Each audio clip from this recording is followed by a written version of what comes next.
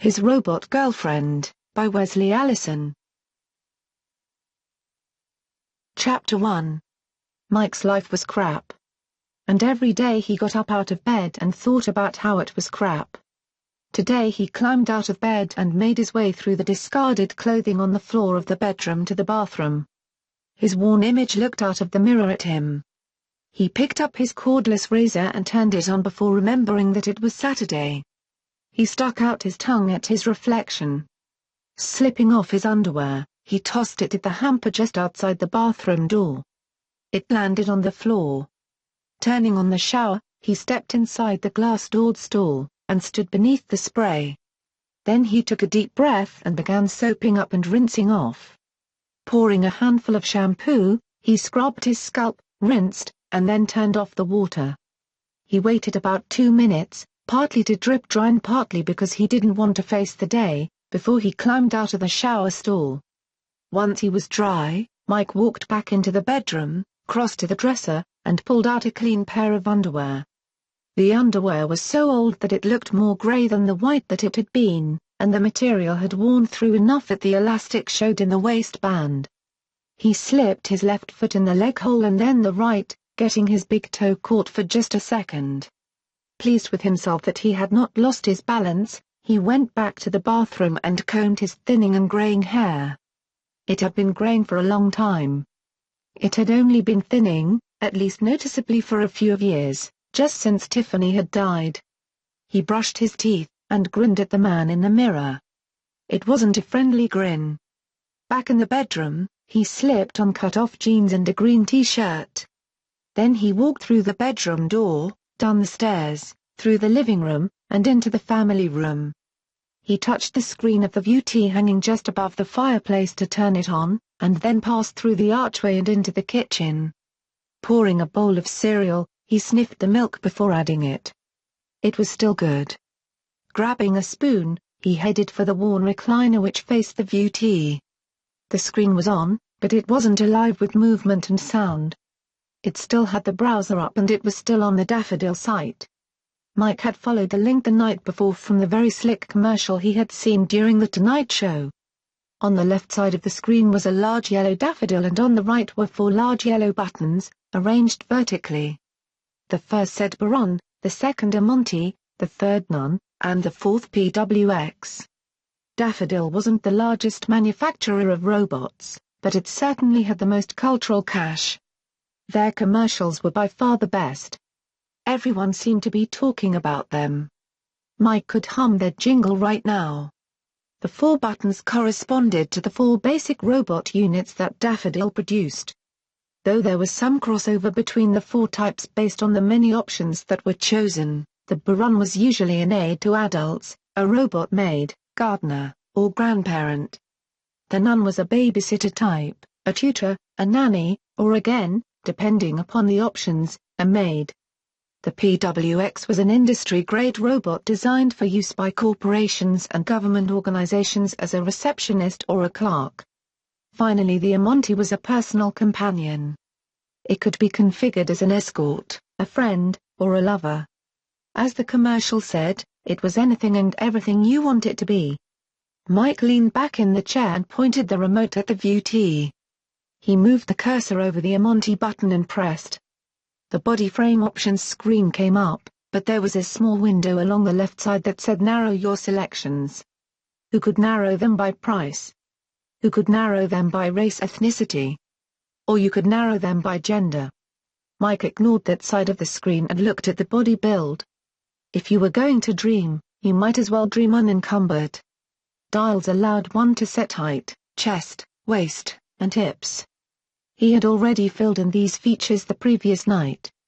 After that, one flipped through a series of screens where prospective customers could change almost every aspect of their robot. The head controls gave one control over the shape and placement of eyes, nose, lips, and ears, but also let one choose the forehead shape and jawline, the hair color and style, the type of chin, and the placement of freckles.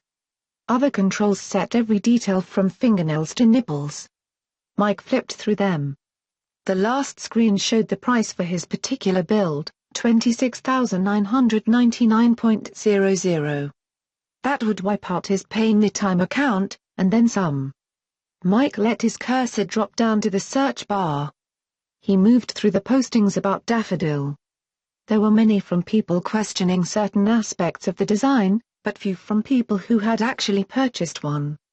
Daffodil didn't disclose their sales figures to the public, but experts estimated that they had thus far sold only about 300,000 units. There were a few messages from owners of the Gizmo robot, who went on about how superior it was, because you set its personality before purchase. There was only one posting that Mike hadn't seen. He clicked on it and an aging woman with orange hair appeared on the screen. "I love my Daffodil.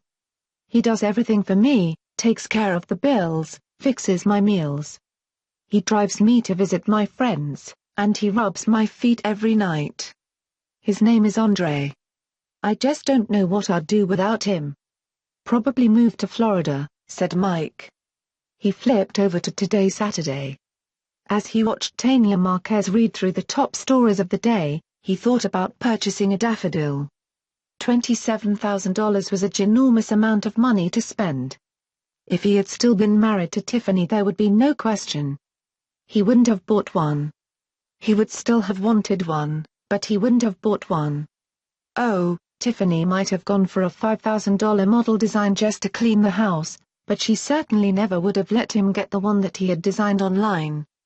Of course, if she had still been here, oh sure, he might have fantasized about a Gizmo seek spot, but it would have remained just a fantasy. Besides, he didn't want a Daffodil for sex, well, not just for sex. If he was going to get one, it would be for companionship. It would do all the things that it was capable of doing. The rest of the morning, Mike watched the View TV. After Today Saturday was over, he turned to the cooking feed and watched Cafe Italiano, Breakfast at Bloomberg's, and America's Test Kitchen. When Noon Buffet came on, he turned off the View TV and picked up his Text-T. The New York Times had already downloaded, so he flipped through the pages. Most of it was politics. Mike didn't hate politics, like everyone else he knew seemed to. It was just that there didn't seem much point to it at the moment. All three major parties had chosen their candidates even though none of them had yet had their convention, and it was more than 6 months till the general election. The paper bored him after a few minutes, so he clicked through the book menu. He had the first chapter of the Janissary Tree, so he read it. When he was done, he still wasn't sure if he wanted to spend $17.99 for it. He flipped over to Moby Dick. He had the whole book. Before this year, he hadn't read it since college and wanted to read it through again, annotating it along the way, just because. It was slow going. Here it was April, and he was only on chapter 24, A Bosom Friend. He tossed the Text-T onto the floor beside the chair. Though he wasn't really hungry, Mike decided that it was lunchtime, mostly out of boredom. He went to the foyer, where his tennis shoes sat on the ceramic tile. Slipping them on, he grabbed his keys and wallet from the small shelf on the wall and headed out the front door. Climbing into the car, he drove down the block and around the corner. He thought about stopping at Hot Dog Paradise, but there was a long line of cars in the drive-thru, so he went to McDonald's. The girl at the window could have been mistaken for a real person at first, but just like in every other fast food drive-thru window, she was a robot. She was probably a Gizmo servbot, though McDonald's had their own custom build that wasn't quite like anywhere else. "I'll have a Mac meatloaf sandwich," he said. "Would you like that a la carte or with an arch value meal?" She had that slightly tinny voice. "Value meal. Would you care for fries, side salad, fruit slices, or yogurt sticks?" "Fries." "And what would you like to drink?" "Diet Pepsi." "Your total comes to $17.96. Mike swiped his cash card through the slot just below the window. "Thank you for choosing McDonald's. Please pull forward." At the next window another Gizmo girl handed Mike his drink and then the bag with his Mac meatloaf sandwich and fries. He drove back home and returned to his recliner to eat. The View TV had automatically turned off in his absence, so he turned it back on. He watched Face the Nation as he ate. Catherine Garvey was interviewing all three presidential candidates, one at a time. The Republicans had nominated another old man. The Democrats had nominated another old lady. It was the same old thing. Barlow said lower taxes. Wachovia said balance the budget. Only the Greens seemed to have picked anyone who wasn't a cookie-cutter image. Mendoza was young, attractive, and idealistic and probably didn't have a chance in hell of getting elected because she had inherited all the problems of President Busby. As long as there were troops in Antarctica, nobody was going to vote Green. When he was done eating, Mike looked around. He really needed to clean up the house, he'd decided.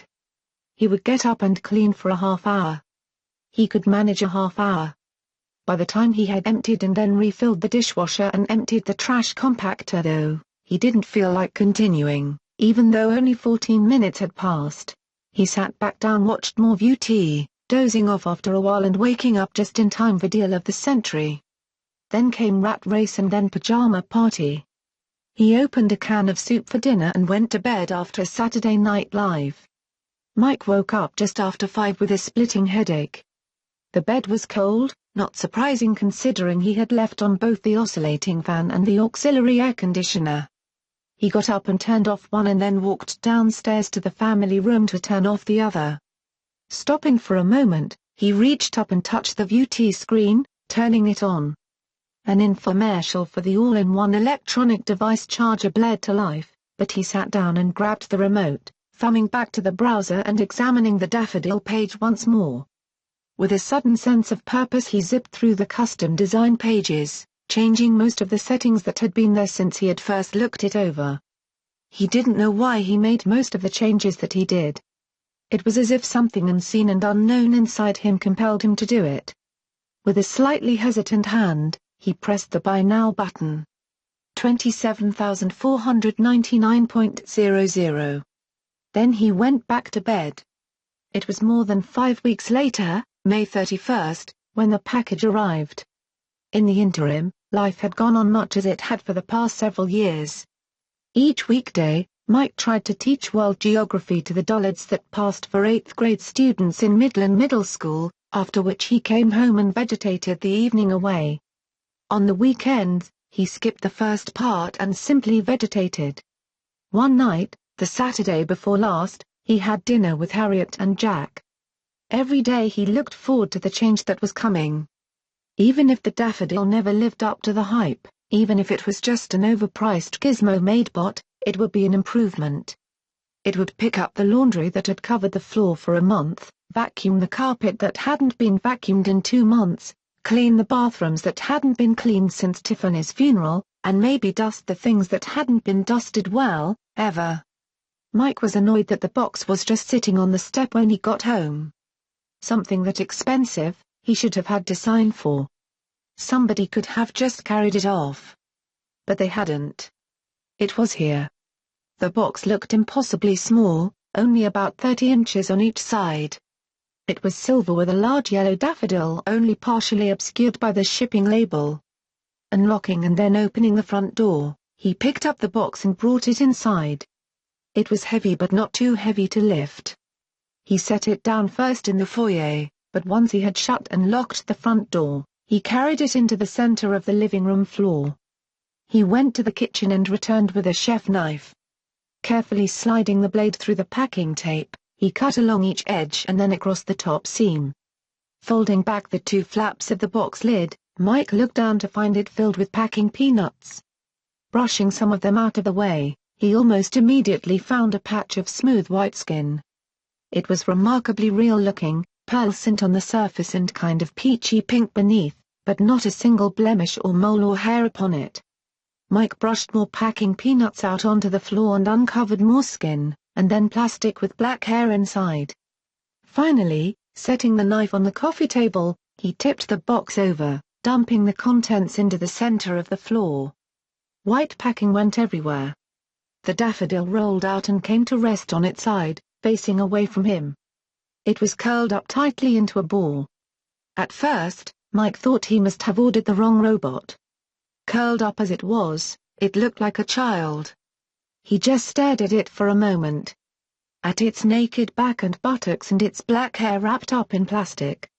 Finally he kicked around through the packing peanuts. There didn't seem to be a manual, just a single sheet of paper marked Quick Setup. He picked it up and looked at it. There were 2 pictures and no words. The first picture showed line drawing of the back of a human-looking neck, except that the neck had 3 round holes in it and below them a button. The second picture showed the button being pushed by a line-drawn finger.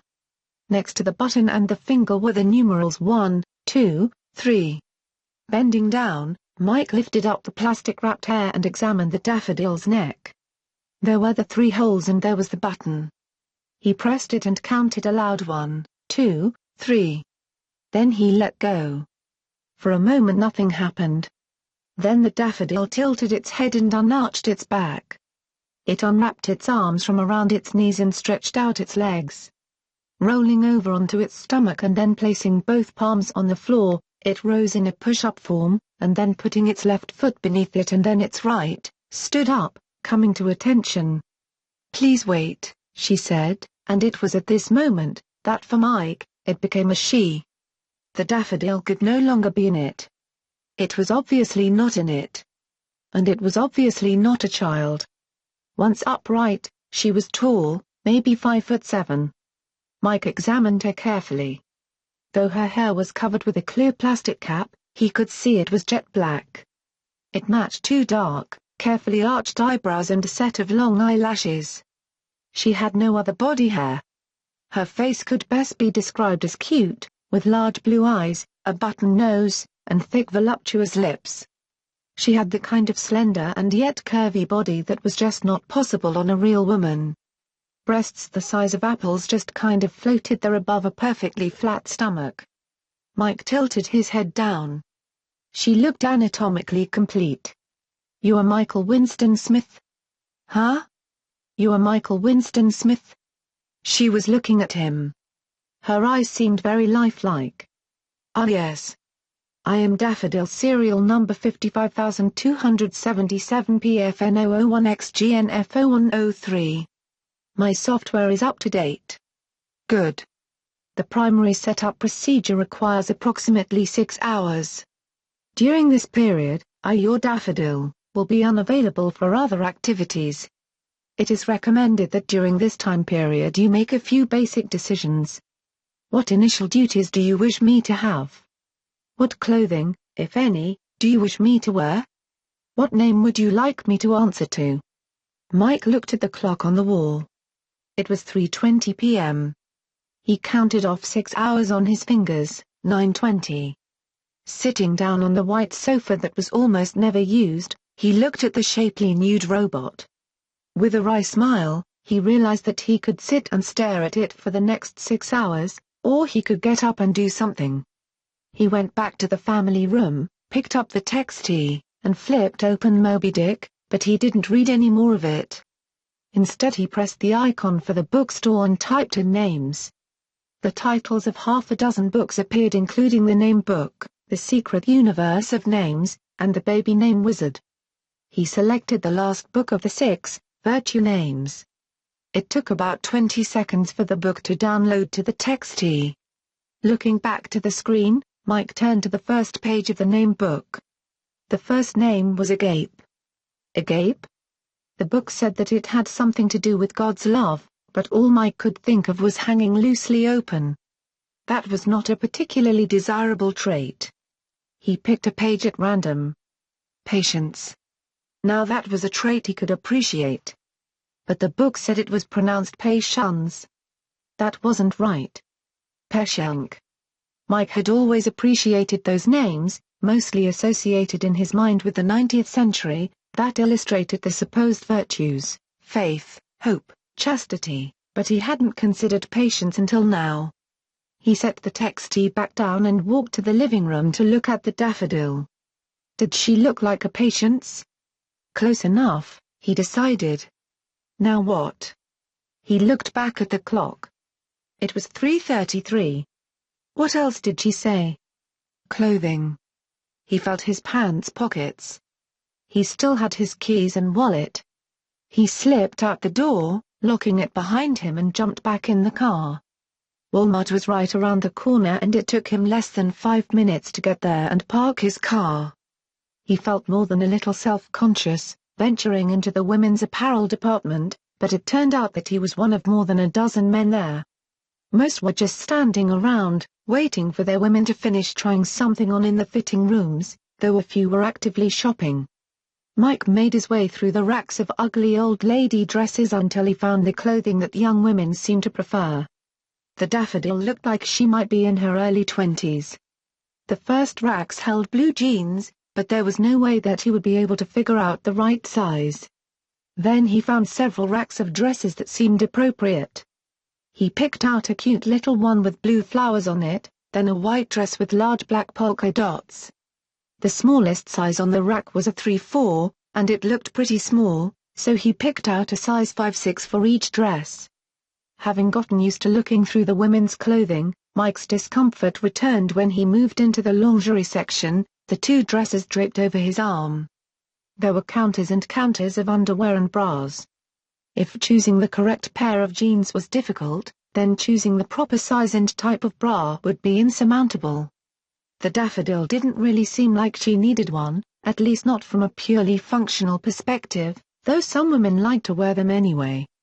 Moving on to the panties, Mike found a dizzying array of sizes, types, and styles.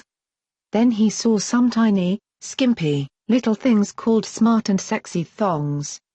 He didn't know about smart, but they were definitely sexy, little more than triangular pieces of lace with elastic bands. They came in bags of 3, tiny little lace bags. Mike bought a set in blue. At the checkout stand, Mike realized that he was hungry. He grabbed a payday candy bar. The matronly-looking gizmo servbot gave him his total, $148.17. He drove back home and raced inside with his purchases, but there was no hurry. The Daffodil hadn't moved. It was only 5:01. Looking at the robot, Mike appreciated her sheer physical beauty like he hadn't before. He pulled the two dresses out of the bag and held them up in front of her, one after the other. Though they had seemed incredibly tiny in the store, they now looked as though they would fit her and might even be a bit on the large side. Draping them over the arm of the couch, he took the Walmart bag to the kitchen and stuffed it into the recycler. This made him think about everything else that was lying around the house. He had company now, sort of, and he felt an urge to clean up. Starting in the living room, Mike began cleaning. It didn't take much, since he hardly used the room at all. He picked up the packing peanuts and dropped them into the recycler, folded up the Daffodil box and put it in the compactor, and then he moved on to the foyer. He swept the tiles and straightened the several pairs of shoes by the door. Then he moved on to the family room. This room, though fairly large, was crammed full of old furniture, including the recliner, sofa, 2 end tables and a coffee table, 3 bookcases, the entertainment center, and the piano. Most of the furniture and a good bit of the floor were covered with cast-off items as well. Books, obsolete but not quite completely replaced by the text, were everywhere, as were small piles of junk mail, interlaced with an occasional bill, and stacks of dirty dishes.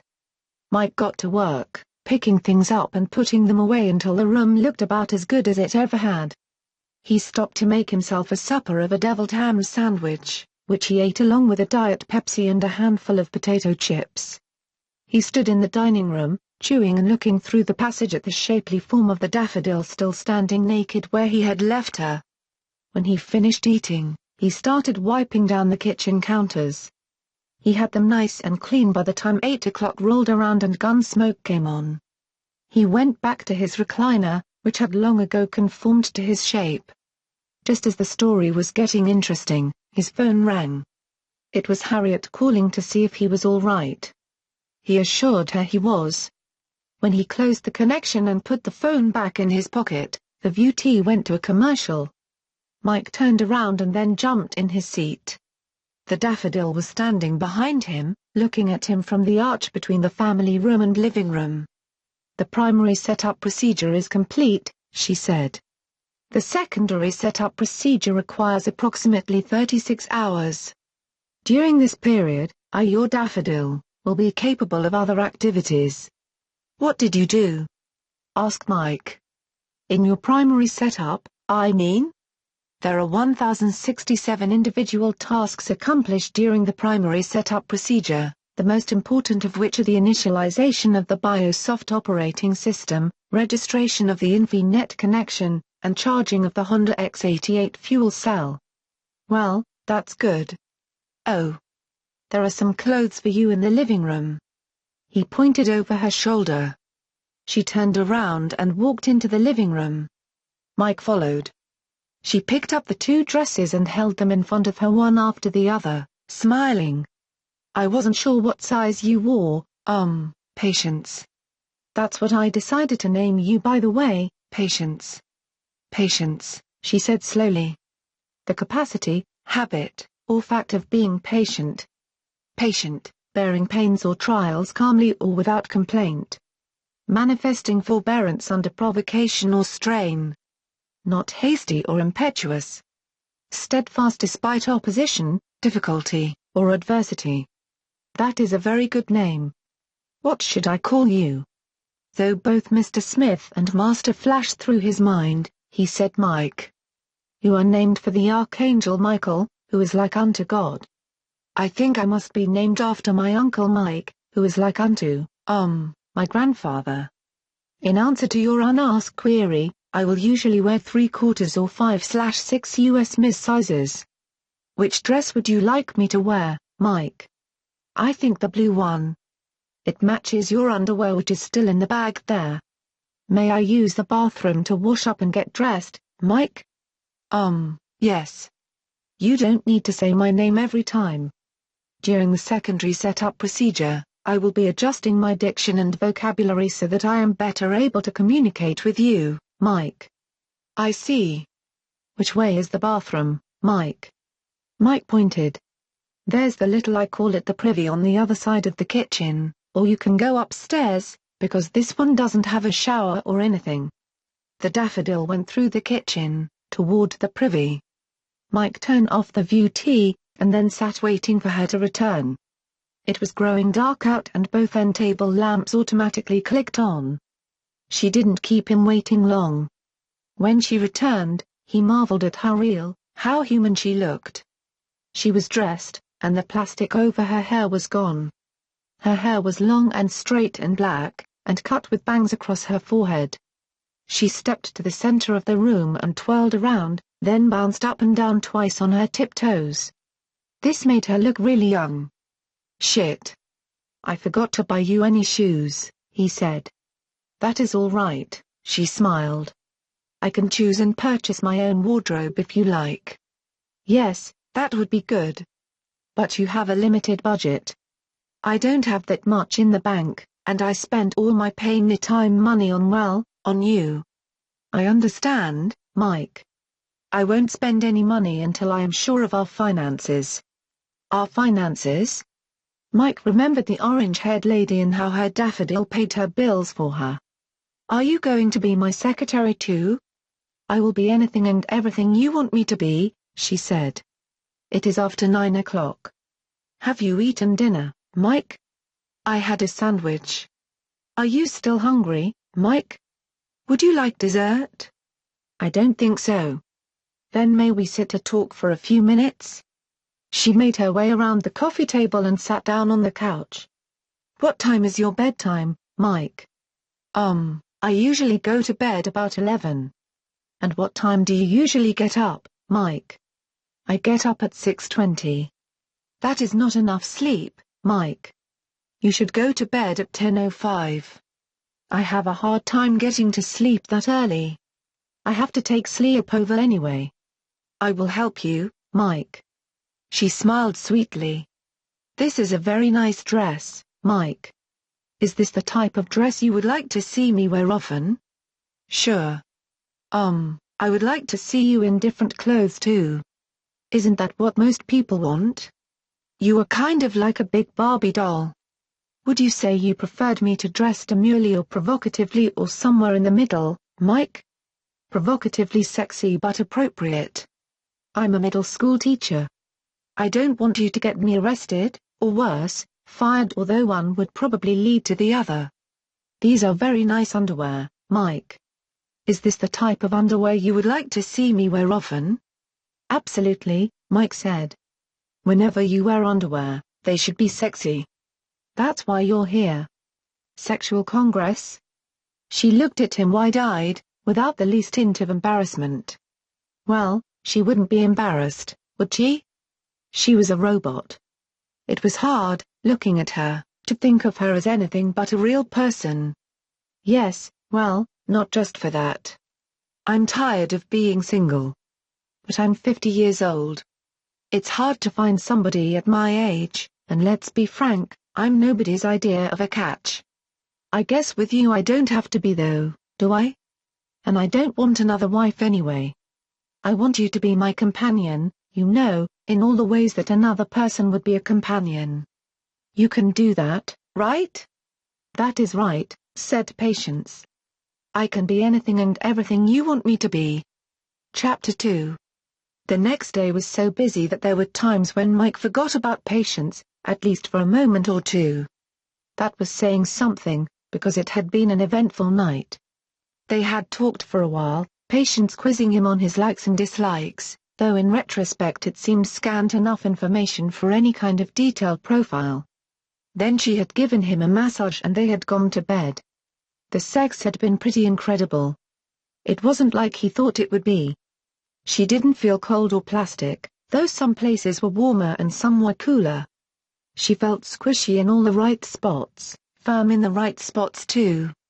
She seemed to know what he wanted before he knew that he wanted it. Afterwards, he had fallen asleep, waking up once during the night to find her looking through his closet. In the morning, she had served him breakfast in bed, cereal and milk, toast and grape jelly, and orange juice, which was about all the breakfast food he had in the house. When he had taken a shower, she had been there waiting as he had come out with a clean, dry towel.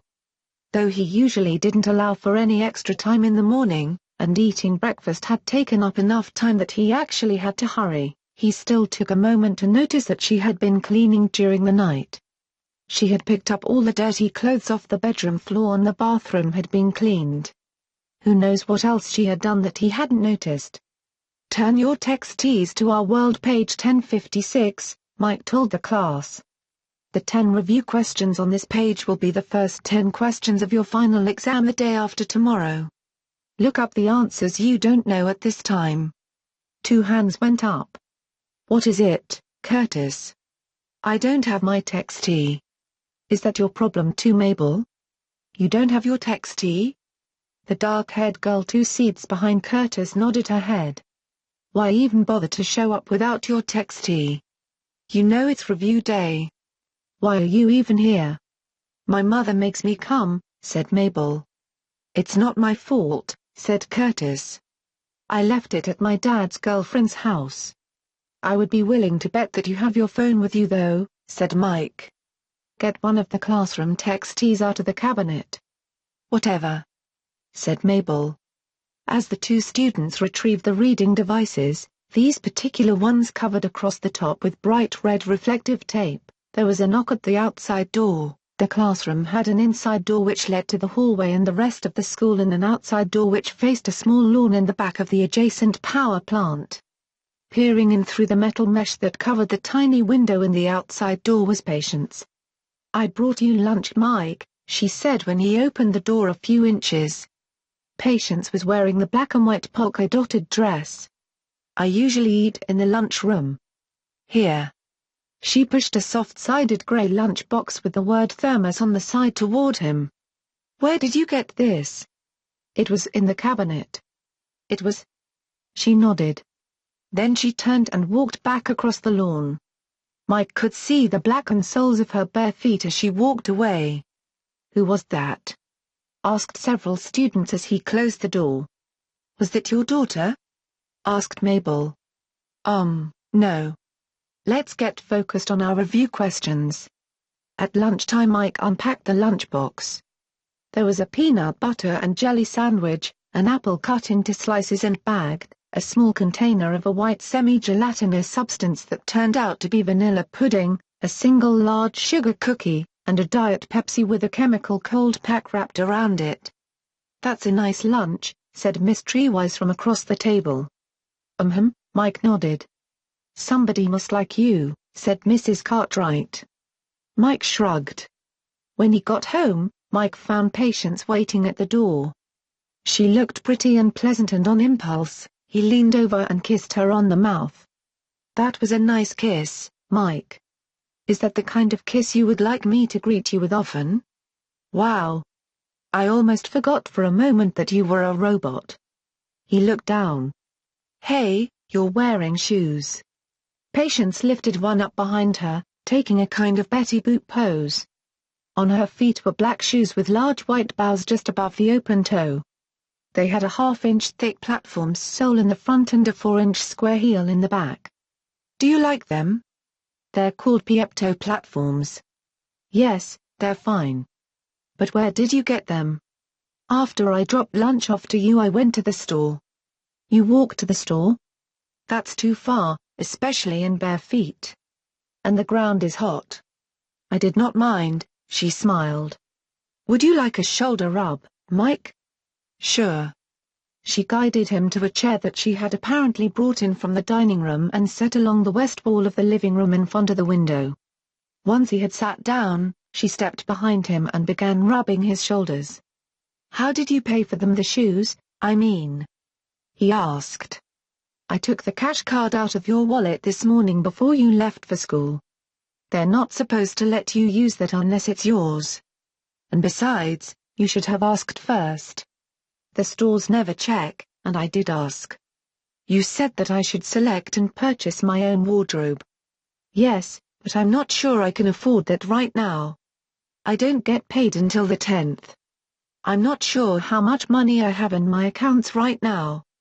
We have 2,261.43 in account, 116,211,130,782 checking, 31,021.69 in account, 116,211,130,782 one savings, and 42.11 in the pay anytime account." "Wow. That's more than I thought I had, I mean we had." She turned him back around and began rubbing his shoulders again. "I have ordered my own cash card, in any case." "You did? Wait. How did you know all that?" "Last night I accessed all your financial data." "You what?" He turned back around to look at her. "It is part of the secondary setup procedure." "What else did you do?" He wondered. "I accessed your VUT and browser files, read all of the books and magazines on your TXT, and all of your paper books too. I looked through your photo albums, ran your credit report, and Googled you." "Is that all part of the secondary setup procedure?" He frowned. She nodded with an innocent look on her face and turned him back around to continue with a shoulder rub. When she was done, he moved to his recliner and flipped on the VUT, while Patience brought him a Diet Pepsi. Although he usually drank them from the can, she had poured it into a tall glass over ice. "Did you buy ice at the store too?" "No, Mike. I made it in the freezer." "You can do that?" She nodded. "Did you want to talk about your day at work, Mike?" "Not really," he said. "If you don't mind, I'd just like to watch VUT for a while." "That's fine, Mike. The Star Trek episode Let That Be Your Last Battlefield is on Channel 27.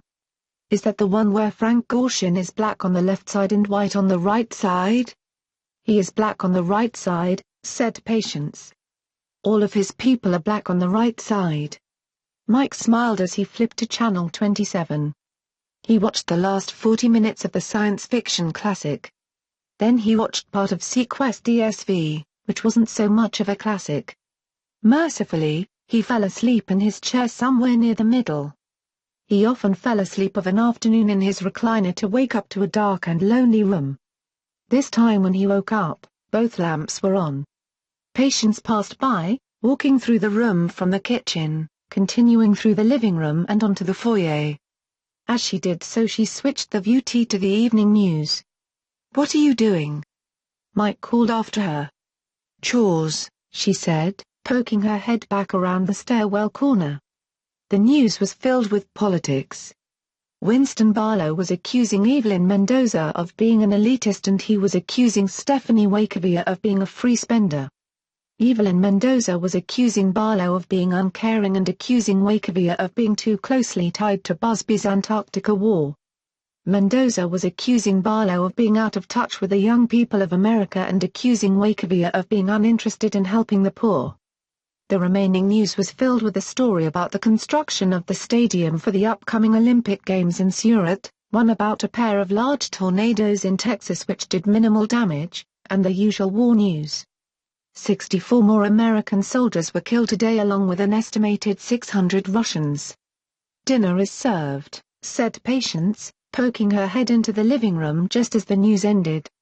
Mike got up and walked to the dining room. Both this room and the adjoining kitchen had been cleaned spick and span. The table had been set for two, and in the center rested a dish of lasagna and a bowl of tossed salad. The old table had been spruced up with a floral pattern tablecloth. He pulled out a chair and sat down. Patience scooped a large portion of lasagna and then dressed the salad, placing a small pile next to the meat and pasta dish. She put the plate in front of him. Then she sat down across from him smiling and watching him as he ate. "You're not going to eat?" She shook her head. "Oh, yeah. I forgot for a moment. Hydrogen fuel cell?" She nodded again. "You've been doing quite a bit of cleaning." "Yes, Mike. Is this the way that you would like me to keep the house?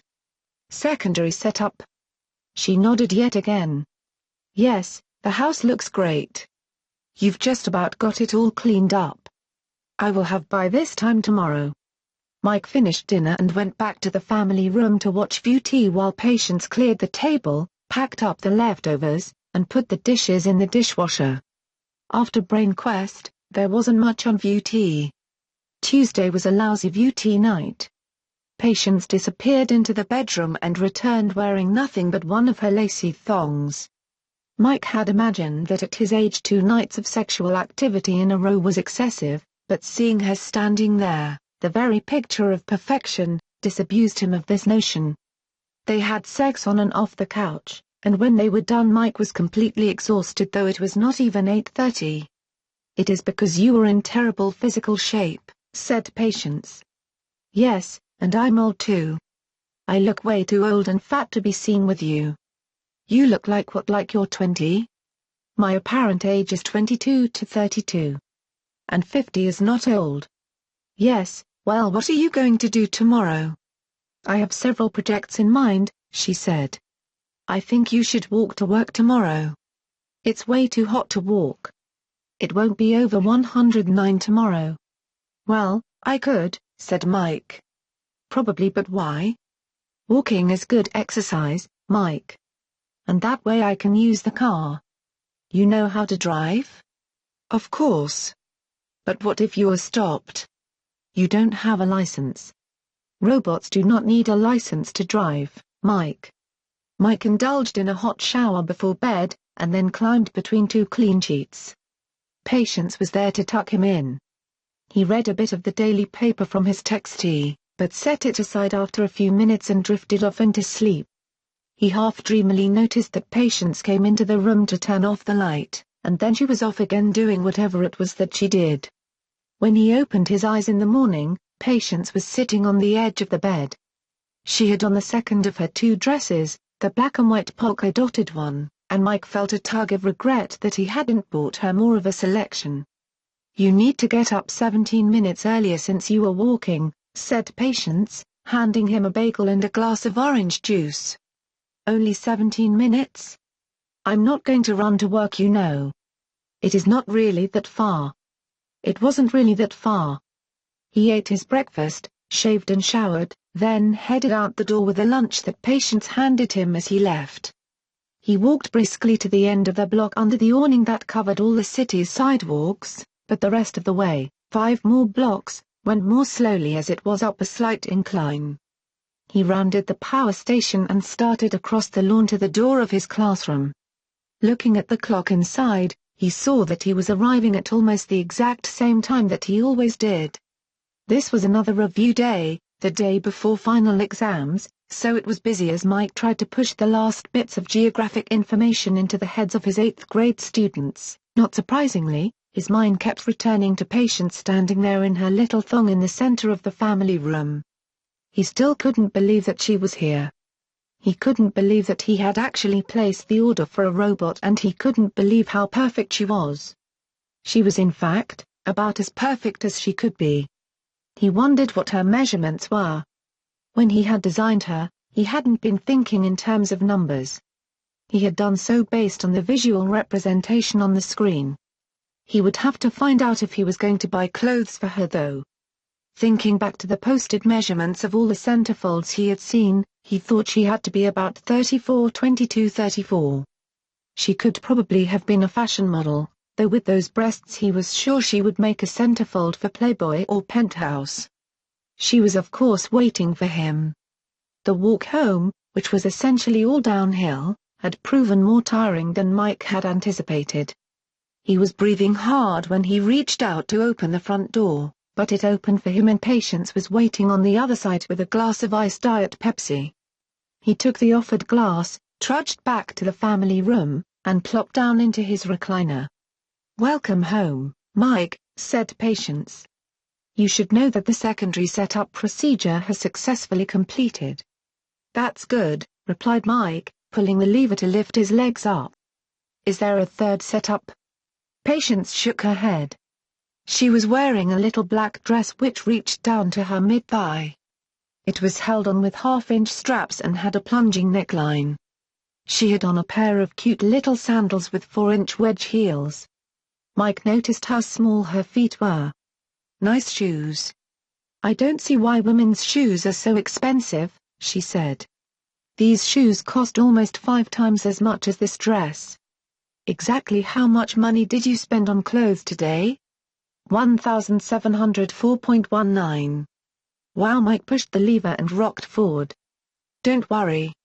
We will get more before we run out." "Are we robbing a bank?" "I have our finances all figured out," she smiled. Then she knelt down in front of him and for the next 12 minutes or so made him forget about anything as unimportant as money. Afterwards, she put on a fashion show for him, showing off the clothes that she had bought that day. She told him what each piece of clothing was as she spun around: a blue banded bottom jersey dress, a peach sleeveless knit mini dress, a red over-the-shoulder dress with gored skirt, a black cami lace trim top with black nylon leggings and grey plaid miniskirt, a teal silky halter-style evening dress. She had also purchased a pair of 5-inch chunky heel platform sandals and a pair of metallic-colored T-strap 4.5-inch heels. The last part of the show was the lingerie, several pairs of frilled panties that despite the name boy legs seemed to have no leg at all, and left her cute ass cheeks hanging out, several pairs of mesh thongs, and a push-up bra with one cup pink and the other sky blue. "You should have showed me this part when I first came home," said Mike, amazed that he was already feeling amorous again. "This makes me want to buy you even more clothes, though it's a sad commentary when $1,700 only buys you 5 outfits, 2 pairs of shoes, and a couple of pairs of underwear. I also spent $661.57 on groceries." "Oh well, I'm sure we needed it, but that doesn't sound like much food." "It will be more than enough for now," said Patience.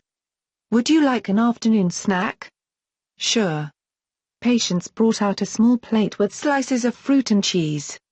Mike ate it all. "Is there more?" "Save room for dinner," Patience called from the kitchen. "You shouldn't be too full anyway. I don't want you to get a stomachache today at the gym." "Gym?" "Yes," she said, rejoining him in the family room and curling up to sit on the floor by his feet. "We will go right after the news." They sat and watched first the local and then the national news. Patience rested her head on his knee and he ran his fingers through her thick black hair. It felt like real hair, like real human hair. She wrapped her left arm around his calves. Going to the gym was probably a good idea, he decided. If he was going to keep up with her, he really needed to get into shape. At 6 o'clock, Patience left the room. She returned a few minutes later wearing sandals and her little jersey dress. She brought Mike a pair of shorts that he hadn't seen in so long he almost didn't recognize them, along with a sweatshirt. He changed into them, and then they climbed into the car and drove 4 miles to the Club One fitness center. "I don't have a membership," said Mike. "I signed you up on QT. The first month is free. I think we need hydrogen," he said, looking at the fuel gauge. "Are you trying to prevent our trip to the gym?" "No, of course not. We just need, some hydrogen." "We aren't going very far," said Patience. "We have more than enough to last until tomorrow. What if you get hungry?" Patience shot him a look. "We still have enough money to buy hydrogen, don't we?" Mike asked. "We should use your Praksha Aramco credit account. Is that account still good?" "I haven't used it in a long time." Patience nodded. At the fitness club a blonde girl, with the right side of her hair dyed black, stood chewing gum. Mike gave her his name and she pulled out a dedicated text for him. It was set up with forms for him to fill out, as well as spaces for him to keep track of his workouts and progress. As he took it from her, she looked at him. "Didn't you used to teach at Midland?" "Yes," Mike replied, not adding that he still did. "I think I was in your class," the girl said. "That was a long, long time ago." Mike just nodded his head. "Is this your daughter?" asked the cashier, indicating Patience. "No," said Mike. "She's a friend." The counter girl's mouth made a little O. "She's a robot, eh?" "You can hardly tell." Mike just took the text to a nearby chair and began to enter the information with a keypad. Patience sat down next to him. "Well, that's it," said Mike. "It's always going to be like that. It's always going to be weird." Patience looked at him uncomprehendingly. "Nobody will ever believe that a fat old man like me could ever meet a woman like you. They'll immediately realize what you are and say, oh well, there you go, he had to buy himself a robot, 'cause no one else would have him." Patience stuck out her lip. "I'm sorry. I know you're more than a robot. You're a daffodil." "It's not that," she replied. "I don't want to hear you talk about yourself in a negative way. I wouldn't allow it from anyone else, and I don't want to hear it from you." "Yeah, okay. Whatever. I need to find a trainer." Mike changed the subject. "No. I will be your trainer." Patience proved that she was as adept as a physical fitness trainer as she was at anything else. She put him to work doing a minimal number of machine exercises and had him spend most of his time walking around and around on the oval track. She walked right along with him, encouraging him to keep up the pace. Though she wasn't really dressed for the track, she did look like a young woman out to have a little fun. She bounced along with the gait of a teenager, giving him a grin whenever she noticed him looking at her. When they returned home, Mike was exhausted and took a nap. When he got up he took a long hot shower. By the time he returned downstairs, dressed, Patience had set the dining room table for him. The Caesar salad, lightly breaded orange roughy, and garlic new potatoes were all perfect. For dessert, she made a satin chocolate tart. Mike had eaten many good meals, but he had to admit he was impressed. He didn't think he had ever had anything that good outside of a cruise ship or a fine restaurant. When he said so, Patience smiled sweetly. Afterwards, Mike watched QT, while Patience cleaned up the dinner dishes. Mike thought he would be too tired for sex that night, but the exercise actually added to his vigor. He felt as though he performed like a 20-year-old. When he commented as much, Patience agreed with him, though this ended up irking him, as the more he thought about it, the more he was sure that it wasn't true. "Are you going to get up and do housework all night?" he asked her as she lay next to him. "What would you like me to do? Why don't you spend the night with me? I know you don't need to sleep, but I think it would be great." Patience smiled at him.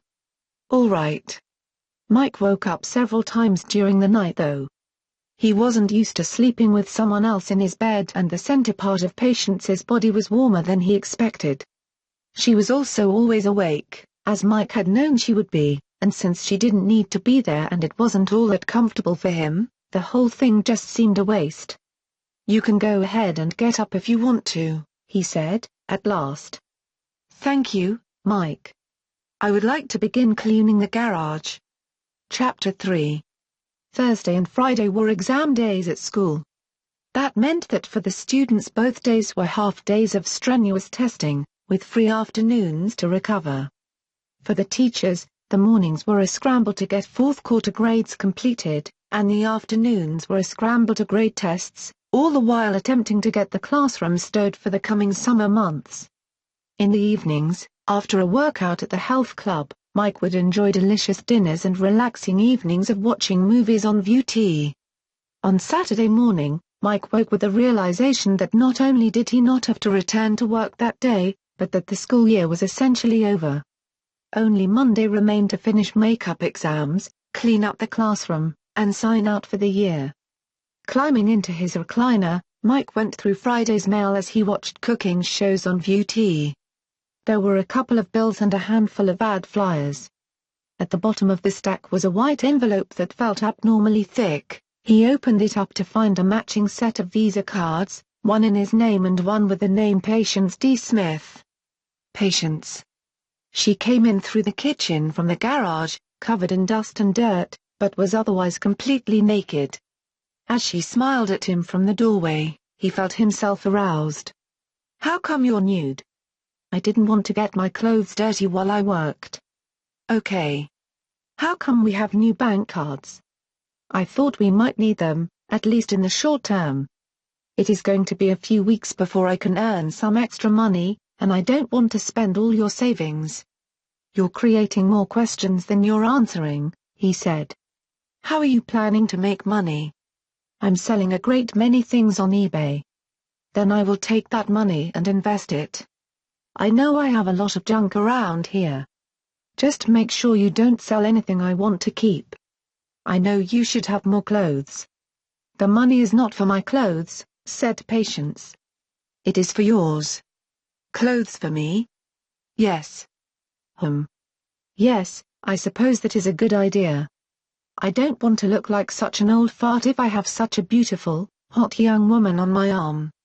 Why don't we go ahead and do some shopping at the mall today?" Patience beamed. "So what is this name?" He held up the Visa card. "You're not my wife. You're just I guess you're my girlfriend." Patience leapt across the room and jumped into Mike's lap. She planted her full lips on his and kissed him, then pulled back and smiled. "I'm your girlfriend?" "Sure." She kissed him again. This was all the motivation that he needed. He pushed her up out of his lap, stood up, and then took her by the hand. He led her upstairs to the bedroom, where they spent the next half hour, though Patience would not get on the bed until she had washed the dirt and dust off of her synthetic skin. Afterwards, Mike got up and went to the bathroom. Just as he was washing his hands, he heard his phone ring on the nightstand, and Patience answering it. "Hello." Her eyes flashed at Mike as he re-entered the room and she said. "Yes, Mike is here. May I ask who is calling?" "This is his girlfriend." She stopped and listened for a moment. Then she said, "Just a moment," and handed the receiver to him. "It's Lucas," she said. Mike grabbed the phone. "How is my son the general?" "Don't start all that," said the voice at the other end. "Tell me all about this lady." "Well. Tell me." "I think it's great you've got a girlfriend, Dad. She sounds young." She's a daffodil." "A what?" "A robot." "Huh. What do you mean huh?" "I don't know. She didn't sound like a robot." "She doesn't look like one either," said Mike. "I keep forgetting that she's one." "Well, I guess it's all good," said Lucas. "Everybody's getting one. I'm just glad you have someone to take care of you." "Can I tell Harriet?" "No, I don't know what she's going to say about it. I'll tell her when she gets back from her trip." "All right, Dad. Take care of yourself. I love you." Mike hung up the phone. "He's calling Harriet right now." Which bedroom belonged to Lucas? Asked Patience, in the car on the way to the mall. The one on the northwest corner. Since we've been exercising, I am thinking that we could make it into an exercise room. The room on the northeast corner, on the other side of the stairway, was Harriet's. I don't know what I'm going to do with it. I wanted to turn the south bedroom into a study. I keep thinking I might sit down and write a book about all the goofy things the kids at school do. So far though, it's just become a trap for all the crap in the house, kind of like the garage. It was an hour-long drive to the mall, because the closest good one was in the nearby city of Pico Mundu. Patience spent the entire drive holding on to Mike's arm with both hands, and pressing her face onto his shoulder. At the mall, the two entered by the food court. Mike bought a smoothie, and they began to circumnavigate the mall, stopping at each clothing store to see what was available for either of them. Mike let Patience make all the style decisions. I would like to get my ears pierced, said Patience, as they stopped in front of a jewelry store. Are you sure that you want to? Wondered Mike. Your holes won't grow closed if you change your mind, will they? No. But would you like it if I had my ears pierced? Yes, I think I would. When they went into the store, however, they were turned out.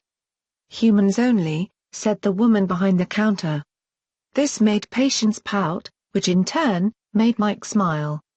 They had quite a load of shopping bags, by the time they made their final stop at the lingerie store. Mike sat down and waited while Patience gathered her selections and then stepped back into the changing booth. She stepped out again and again to show off tiny lacy bras, thongs, and some very hot little lacy things called tangas, as well as garter belt ensembles. With her perfect body, her chiseled features, and bright eyes, Mike thought she put to shame the giant photos of the models wearing the same things plastered across the wall of the shop. By the time that she was done, a sizable audience of men, some ignoring the women that they had come in with, were gathered around to watch. Mike decided that it was time to head home. Gathering all of the items that Patience had tried on, he sat them next to the register and, when the clerk had finished ringing everything, he paid for them. Both smiling, they made their way out of the mall and into the parking lot. The sun was going down. They had spent the entire day shopping, and had spent almost $4,000. I don't think I've ever spent that much on clothes in a year, let alone a single day, said Mike. They reached the car and opened the trunk to put away all of their packages. Then Mike heard a voice behind him. Give us the packages and your wallet. Mike dropped the shopping bags and spun around. Two men, both in their early 20s, stood there. One was white, the other Hispanic. They both had shaved heads and they both carried butterfly knives. Maybe we'll have some fun with your little girl too, said the closest one. Mike snapped into action. He dived at the punk who had spoken last, hitting him square in the chest. They both went down onto the pavement. As they did, Mike felt the knife blade penetrate his stomach. The punk hit his head hard on the pavement, but he still managed to push Mike off of him. He was already on his feet while Mike was still rolling around on the parking lot. Just as he was finally regaining his feet, Mike saw Patience planting some kind of karate kick to his assailant's neck. The other thug was leaning against a nearby car. It was obvious from the way he was holding himself that she had already dealt him some heavy blows. She was about to hit the second one again when she saw the blood streaming down Mike's shirt. With a small squeal she rushed toward him. The two would-be robbers took off between the cars as fast as they could. That's right, yelled Mike. Run, you pussies. Mike gasped Patience. You're bleeding. It's nothing, said Mike, his eyes starting to roll up into his head. But I think I'm going to pass out. Mike felt Patience guiding him to the ground, so that he wouldn't bash his head on the pavement. Thanks, he said, as darkness spread across his world. That's my girl. That's my girl. Yes, Daddy, I'm here. He opened his eyes and looked up into the concerned face of his daughter Harriet. He was on his back in a hospital room. An IV was attached to the back of his right hand. He reached up with his left hand and felt the bandages that covered the left side of his stomach. "When did you get back?" Mike asked. "I got home late yesterday," said Harriet. "Right about the time you decided to take on a couple of desperados. The police said they haven't caught them yet, by the way, though the officer left his card in case you remembered something when you woke up." "Call him," said Mike. "I recognize both of those guys. Carlos Fernandez and Nathan Spencer. They were in my class 7 or 8 years ago. I think Nathan's mother still lives down the block from me." "Nathan Spencer," said Harriet, whipping out her phone and stepping toward the door. "I dated his brother, Officer Darling, please." As Harriet stepped out the door, the doctor stepped in to check on Mike. He informed him that he had been operated on the night before, a relatively small amount of damage, all things considering. The knife had only nicked his descending colon. Had Mike not been overweight and possessed of a fairly large amount of belly fat, the knife could easily have caused much more damage, perhaps even death. "Well, at least there is one consolation to being fat," said Mike. "On the other hand, I've seen knife blades turned by a well-toned abdomen," said the doctor. "And of course there are other benefits to being in good shape." Fine, said Mike. The doctor left and Harriet returned. "They're going to get those little bastards." "They weren't so little," said Mike. "How did you know I was here, anyway?" "Your girlfriend called me." "Girlfriend?" "Yes, your girlfriend," said Harriet. "You do remember her? Patience? Or do you have amnesia?" "Oh, I remember her. I just didn't realize you knew about her yet." "I heard about her yesterday." "From my little brother," assured Harriet. "I was happy to meet her though. I don't think I've ever seen a daffodil before, let alone talked with one. She's not like other robots I've seen. Does it bother you that I got her?" "You're a big boy," said Harriet. "I trust you to make your own decisions." "Good. Your disapproval would have bothered me more than anyone else's." "Come on, Dad. I know I wasn't your favorite." "Don't tell Lucas this," said Mike. "But I've always felt like I had more of a connection with you than with him." Harriet looked at him strangely for a moment. "Where is Patience?" asked Mike. "I sent her home a couple of hours ago to shower and change. I hope she gets some rest too. She looked really tired." "She doesn't get tired. She's a robot." "Maybe," conceded Harriet. "But she was by your side almost the whole time you were out." Harriet stayed with her father for another hour. Then Mike sent her on her way. He hadn't actually wanted her there at all. He had always been of the opinion that children, even adult children, should not have to see their father in that kind of weakened, compromised condition. The 2 other times he was admitted to the hospital, he hadn't allowed any of the kids to visit him. Mike was served lunch of soup and some kind of light purple jello. By the time he had eaten he was feeling pretty fit. He flipped on the VT and tried to find something good to watch, but nothing interested him. Then he saw that a TXT was sitting on the bedside table. It was a newer model than the one he had at home. He turned it on and flipped through the selection of magazines. Time. Electronic Entertainment. National Geographic. Penthouse. And 3 comic books, Superman, Wonder Woman, and Batman. It was as if someone had transferred his own subscriptions to the new device. Then when he selected one of the magazines and watched the image fill the screen, he realized that this was just what had happened. Although Harriet could have compiled that selection, she would have died before buying a Penthouse. Patience had done this for him. Mike had read all of the comics and was flipping through Time when Patience bounded into the room. She was wearing a black camisole top cut just above her perfect belly button and a pair of very low-rise jeans, which together created a truly expansive piece of exposed stomach real estate. The pair of 5-inch sandal pumps, called Rowenas, that she had purchased at the mall made her slender figure look 7 feet tall. When she saw that Mike was awake, she leapt to his side, clasped his face in her hands and kissed him deeply. She climbed into the hospital bed with him, and continued kissing him. When she seemed about to give him a hickey on his neck, Mike pushed her head away. "Hold on," he said. I'll be out of here in a few hours and then we can do that at home. The doctor said that you need to spend another night, Mike. Mike's face immediately turned sour. I really hate hospitals. Always have. Don't worry, Patience said. I'll stay here with you. I didn't say I was worried. I just don't like hospitals. Patience nestled down in the bed next to him and put her head on his chest. I was so worried, Mike, she said. I thought for a moment that you were going to die. You were so heroic. I love you so much. Oh, come on, Mike said. You were the one who kicked the crap out of the bad guys. Self-defense is part of my programming. You didn't have that advantage and you still went after them. Whatever. Tell me everything that happened after I passed out. When you fell, I used my first aid programming to staunch the flow of blood. Then I used my Infinet connection to call the fire department. Paramedics and an ambulance arrived 9 minutes later. The police arrived 2 minutes after that.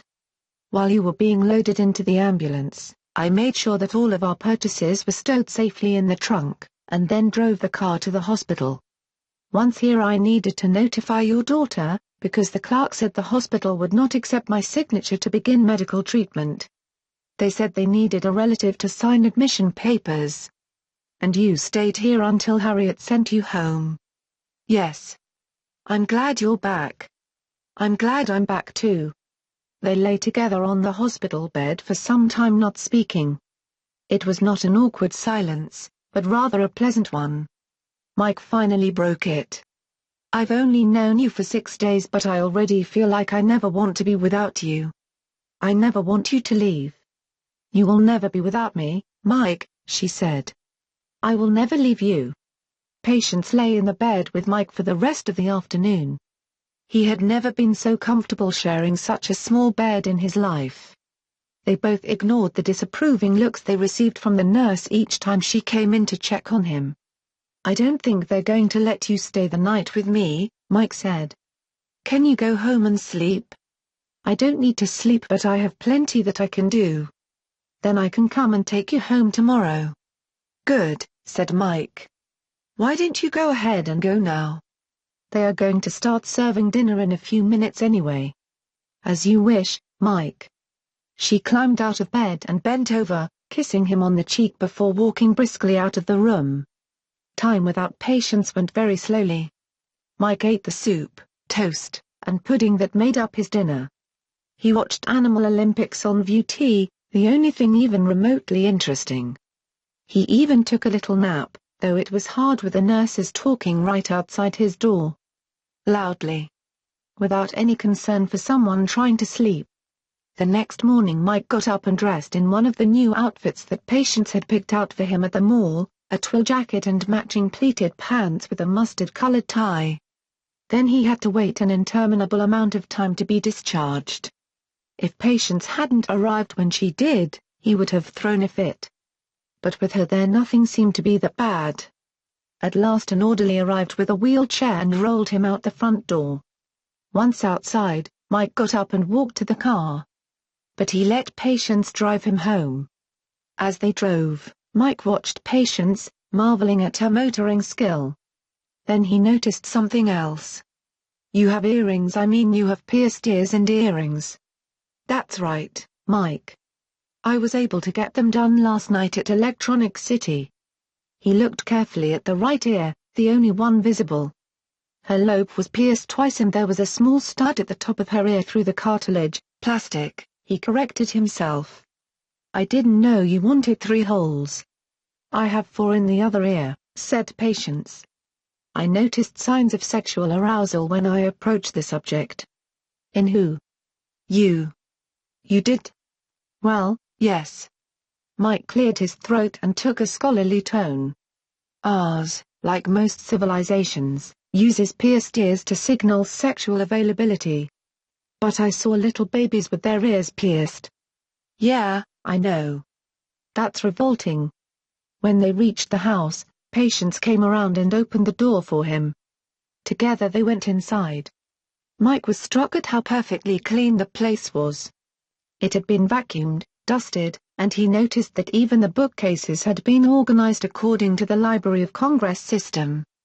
"This house looks great," he said. "Thank you." Patience beamed. She led him to the couch and kissed him. They made love right there in the living room, Mike noticing only afterwards that the window glass was set to transparent. He relaxed afterwards and was just beginning to doze off when Patience returned to summon him to dinner in the dining room. She had set the table for one, with a liter candle as the centerpiece. Then she sat down across from him as he ate. She had prepared red pepper halibut and for dessert, cannoli.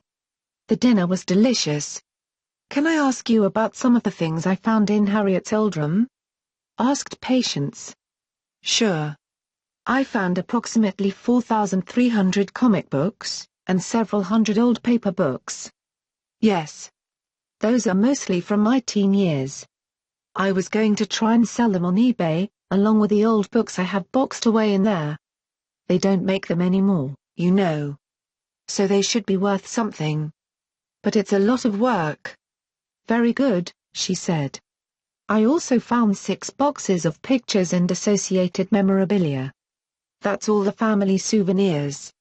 Tiffany started making scrapbooks a few years before she died, scanning that stuff in to go along with the pictures on the VT. But she only managed to complete a couple. "I thought about making some myself, but it just takes so much time. I'm not really into it anyway.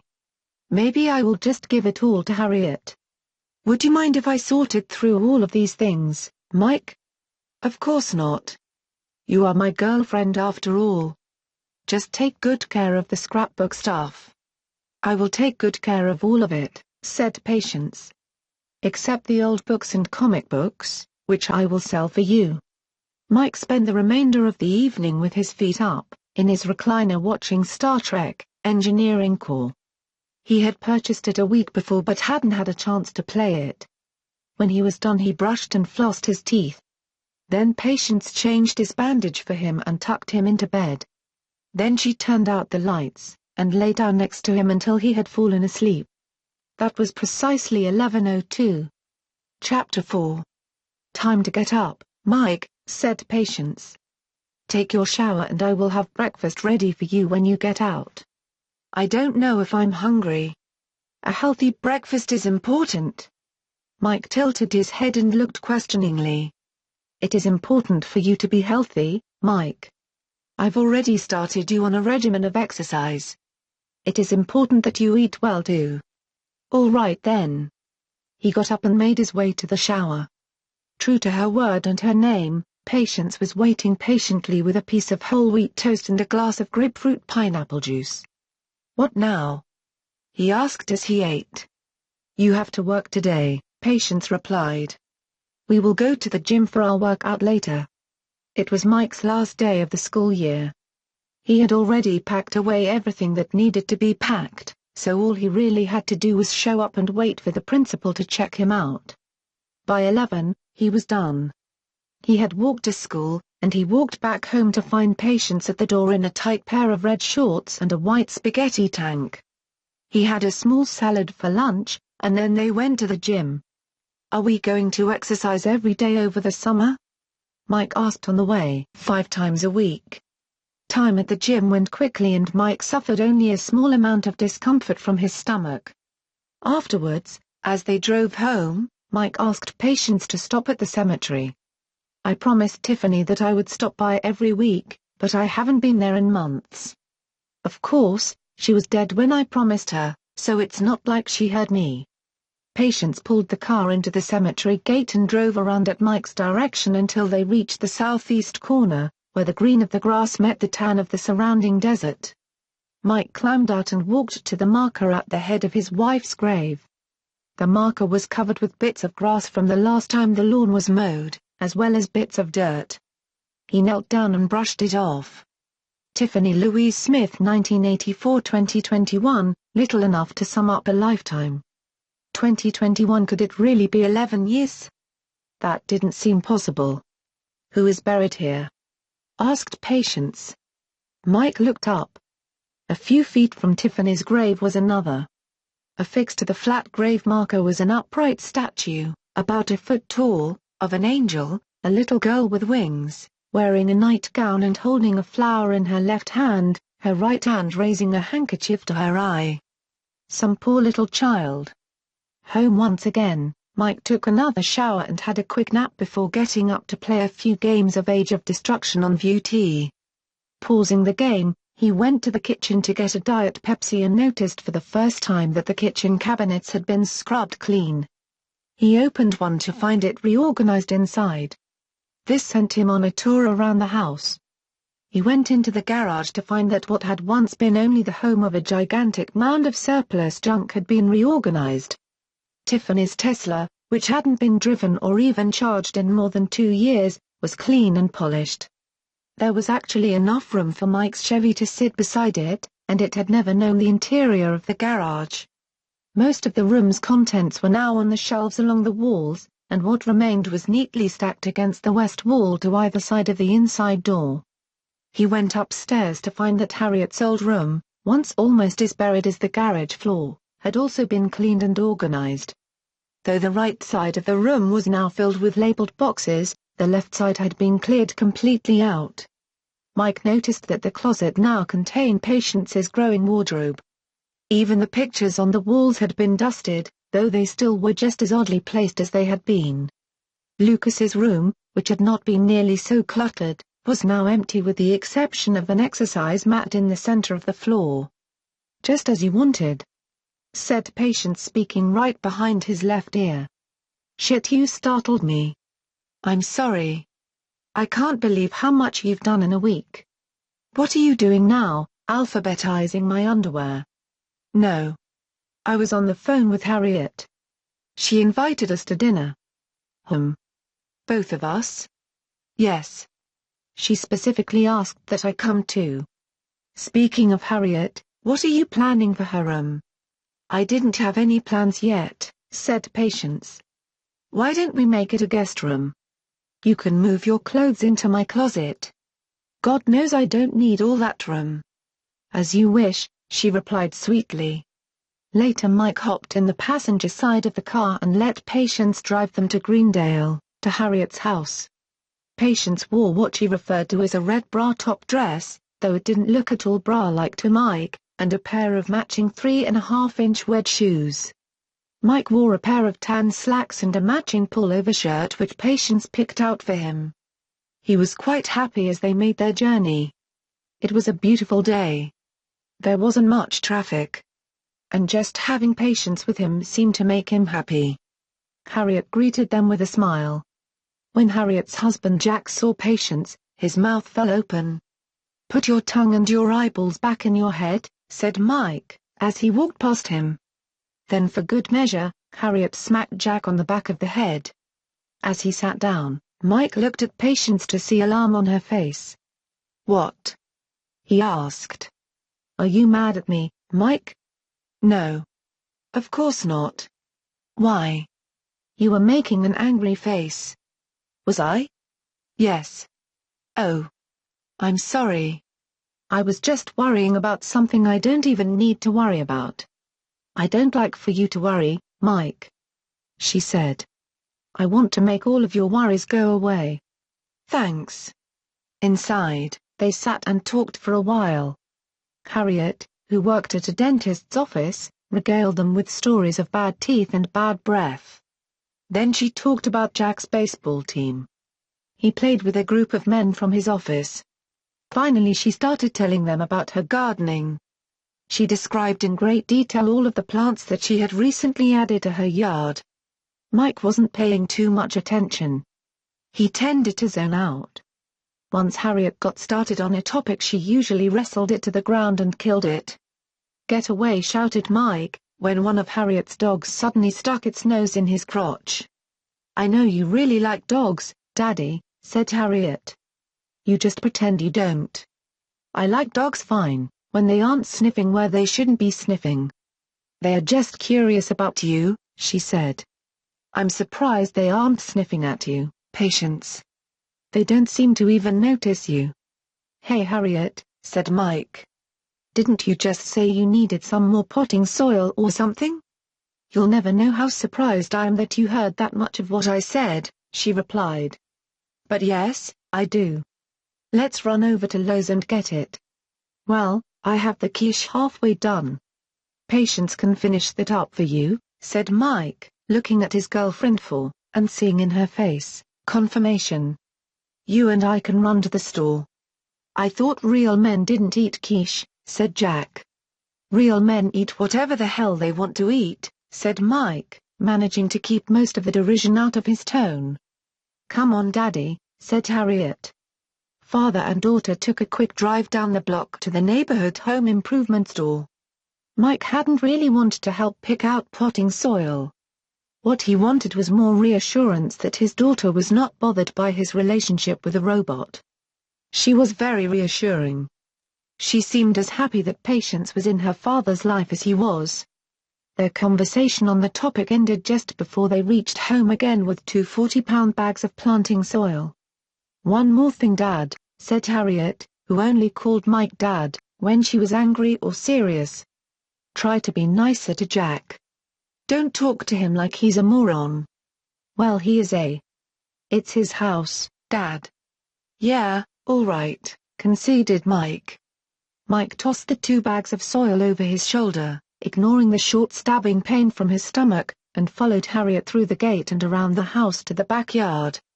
He tossed the bags down beside the flower bed and dusted the dirt off of his shirt.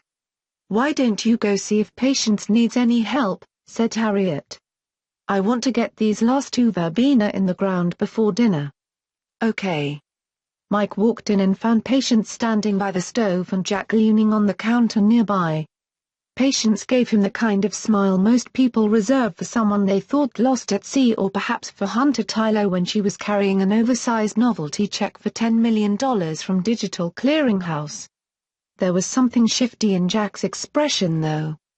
Mike asked what was going on. They both spoke at once. "Nothing. Jack fondled me." The look of shock had not even completely registered on Jack's face when Mike grabbed him by the shirt collar and dragged him through the kitchen and out the door into the garage. Calling for Patience to stay and finish dinner, he shut the door after him. Jack was beginning to square his shoulders. Mike shoved him back against the wall of the garage. "Hey, don't get all jealous," Jack began. "She's just a seek spot." Mike grabbed Jack's face in his right hand and slammed it once again into the wall, this time making a large round dent in the unfinished wallboard. He squeezed his fingers together until Jack looked as though he were doing an imitation of a fish. "You don't get it," hissed Mike. "This isn't about Patience, this is about Harriet, this is about my daughter." Jack's eyes got rounder. "If you ever hurt my little girl, if you ever cheat on her, I will kill you." Once more, Jack's head slammed against the wall. "If you want to leave, tell her. Get a divorce. Now is a good time. There aren't any kids yet. But if you stick around and then cheat on her, I will kill you. I will kill you," said Mike. "It won't be quick. It won't be painless. And you know what?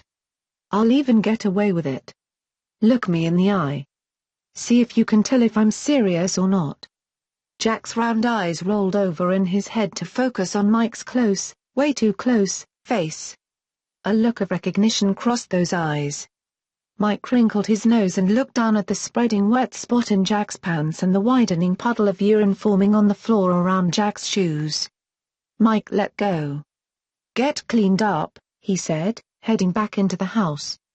Harriet was in the kitchen with Patience, washing her hands in the sink. "What were you two talking about in the garage?" she asked. "I was just apologizing for being such an ass before," said Mike, as he heard Jack enter behind him. "But, Jack spilled his drink. So he needs to go change his pants." "That's fine," said Harriet. "Patience and I are just getting ready to set the table." Mike thought that it was the best quiche that he had ever eaten. Sautéed green beans and fresh fruit completed the meal. Harriet was a little concerned that Patience wasn't eating anything, but Mike assured her that this was completely normal. He also pointed out that Jack wasn't eating much either. Jack apparently didn't feel well and everyone agreed that he looked a little green around the gills. "I heard you speaking to Jack in the garage," said Patience on their way home. "Did you hear everything?" asked Mike. "Yes." "Are you upset with me?" "No, Mike. I could never be upset with you. I just thought that you might be disappointed that I wasn't more jealous over you." "No, Mike. You're not feeling jealous yourself? Or upset that I love Harriet more than I love you?" "I would expect you to love her more than you love me," said Patience. "You have known me for only a few days. You've known her all her life. Your love for your children is just one of the many things I like about you, Mike." When they returned home, there were several packages waiting on the front step. 2 were quite large, as big as the box that Patience had arrived in. 1 was small and flat. 3 others were odd configurations. Mike picked up the small, flat package and examined the address. Mr. Mike Smith. 11 North Willow Springdale, California, 82803. As it turned out, this was the only one of the packages addressed to him. The others had all been sent to Patience D. Smith at the same address. "What the hell is all this?" wondered Mike. "These are some of the purchases that I have made," Patience replied. "These aren't all clothes?" "Of course not, Mike. I've started selling some of your old things on eBay, and I realized that there were a number of things that I could buy and sell for a profit." "Are you sure? There's a lot of junk on eBay. That's why I sell all mine there." "I'm sure. This package is from Submit Fashions." "Really?" wondered Mike. "That sounds like some kind of fetish shop." "Well, it isn't," said Patience. "It's a store that sells sexy clothing for young ladies. Such as yourself." "Such as myself. I noticed that you enjoyed watching me in my new clothes." "Indeed I do," replied Mike. They took the packages and Patience removed most of them to the garage. Mike sat down and opened the one small package that had his name on it. Inside was a new text tee. It was like the one that he had used in the hospital. It had a brushed gray finish and a larger screen than did his old one. He turned it over and flipped the on switch. "Good evening, Mike," it said aloud. "Do you like it?" asked Patience from the hallway. "It's beautiful, but I wasn't planning on buying a new one. My text tee isn't that old." "I noticed that you liked the one at the hospital," she said. "I did like it, but I don't remember saying anything about it." Patience poked her head around the corner and grinned. "It won't be long before I know what you need before you even know that you need it. Just as long as you don't tell me I'm sorry, Mike, I'm afraid I can't do that." "I doubt I'll need to do that," she replied. "Well, there you go." Mike turned back to his new text tee. Time magazine was loaded and he began reading the political department. "What do you think?" asked Patience a few minutes later, now back in the center of the living room. "I think Barlow is an asshole. Why is he cozying up to the religious right? You know he hates them. I mean about my clothes." "Holy crap," said Mike, looking up at last. "I thought you said that wasn't a fetish store." "It is not a fetish store. This is what all the young women are wearing. Then all the young women are dressing like sluts." Patience was wearing a halter top and a pair of short shorts, both of which were made of some kind of very shiny white plastic material. She had a matching pair of shin-high white boots with platform soles that had to be 3 inches high. "How do you propose to walk in those?" "I can walk just fine," said Patience, and began doing a sort of 1970s electric slide, sideways across the living room. "Does that mean you don't like my new clothes?" "I didn't say that," Mike laughed. "Did you buy a swimsuit from Slave Fashions?" "Submit Fashions." "Whatever. Did you?" "As a matter of fact, I did." "Would you like to see it?"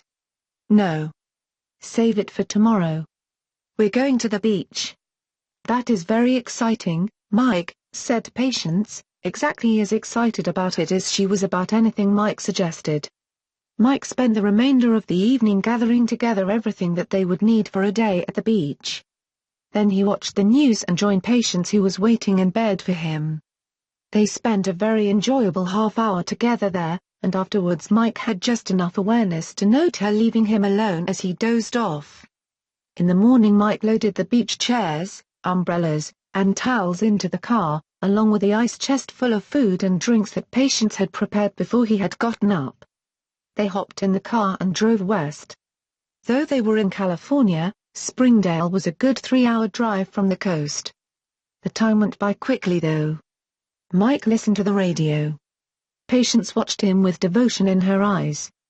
After 3 hours and 8 minutes of driving, Mike reached Oceanside, California. He pulled into a filling station 2 blocks away from the beach and topped off the car's fuel. "Hydrogen?" he asked, pointing the hose in Patience's direction. "No, thank you." He noticed that across the street was a surf shop. He sent Patience over to rent a boogie board. When she arrived back, she not only had the boogie board, but a shopping bag as well. "What did you buy?" he asked. "Since I have a new swimsuit, I thought that it was only appropriate that you have one as well." "Oh shit," said Mike. "Good thinking. I didn't even pack one. I don't think I even have one anymore. It's been so long since I came to the beach. I hope you remembered that I am a fat, old man." "I don't believe that you are fat or old," said Patience, with a frown. "The average lifespan in the United States is 79.3 years for men, and you already look healthier after only a few days of exercise and nutritional eating." "Talk about damning with faint praise," grumbled Mike. They drove the 2 blocks to the beach, but the public parking lot was completely full.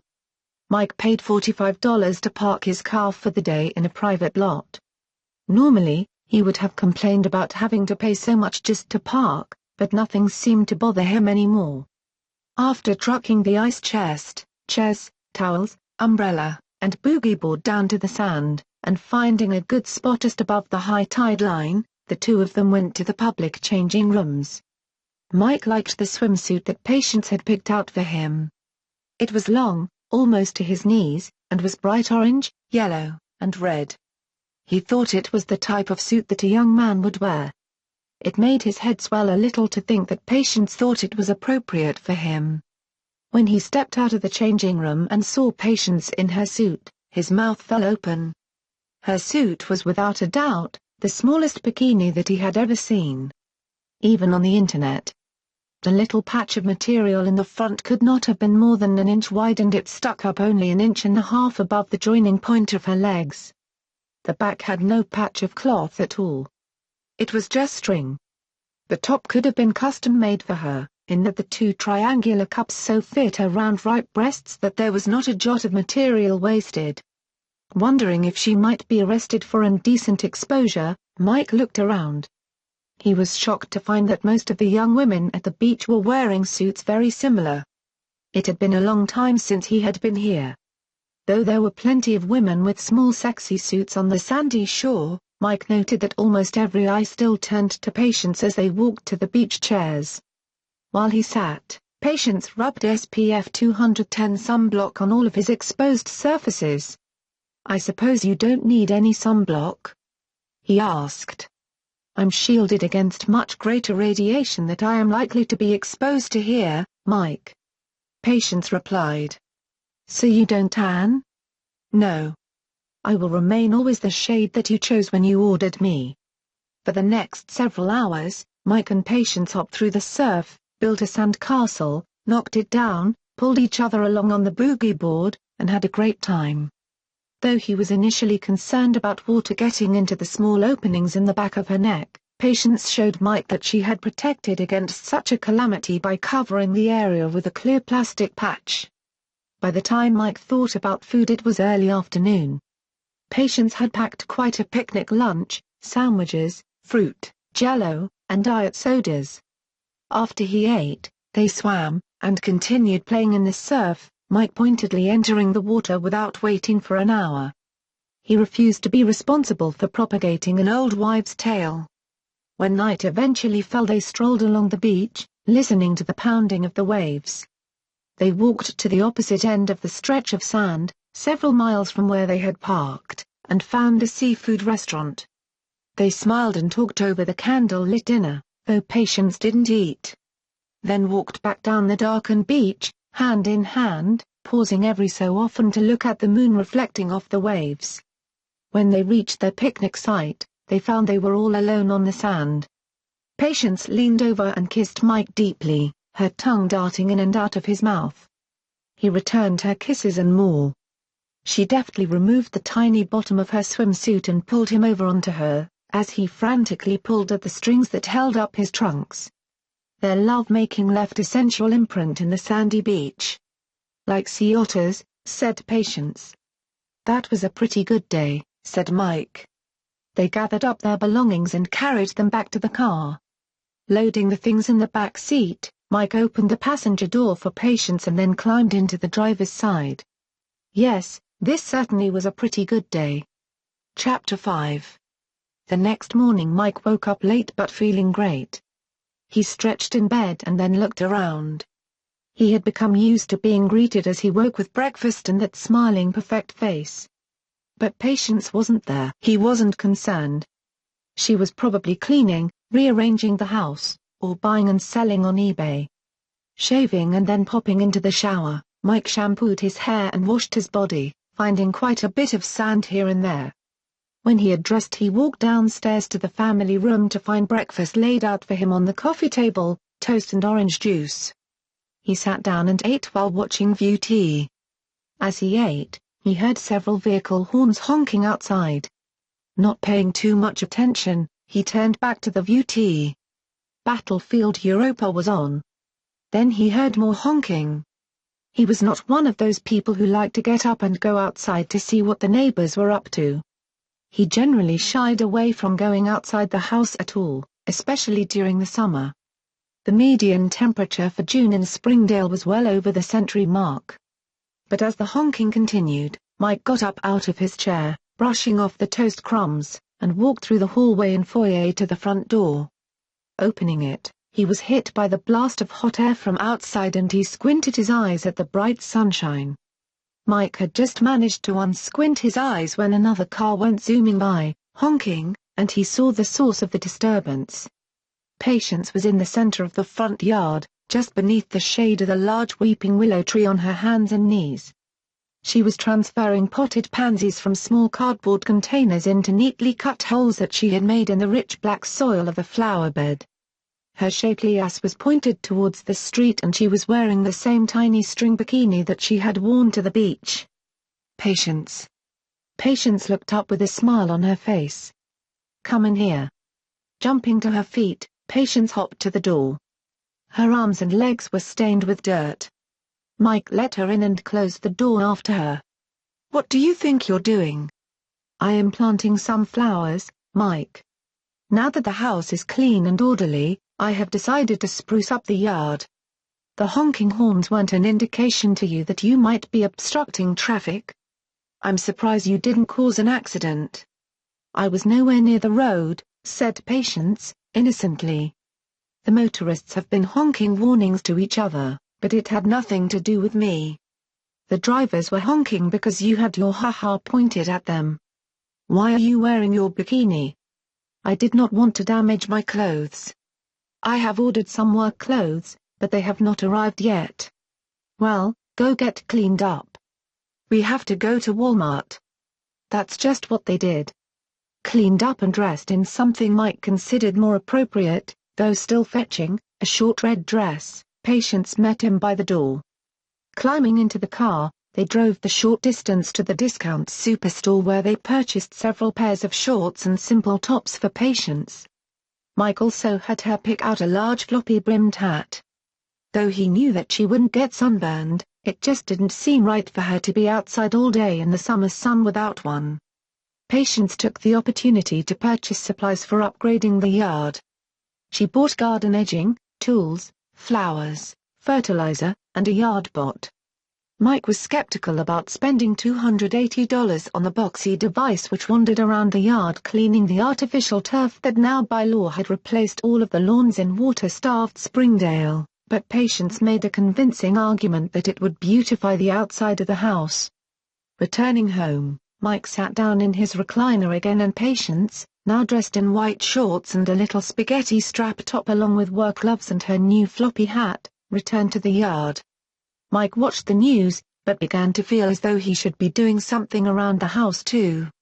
He went to the hamper in the utility room just on the other side of the upstairs bathroom, thinking that maybe he could do some laundry.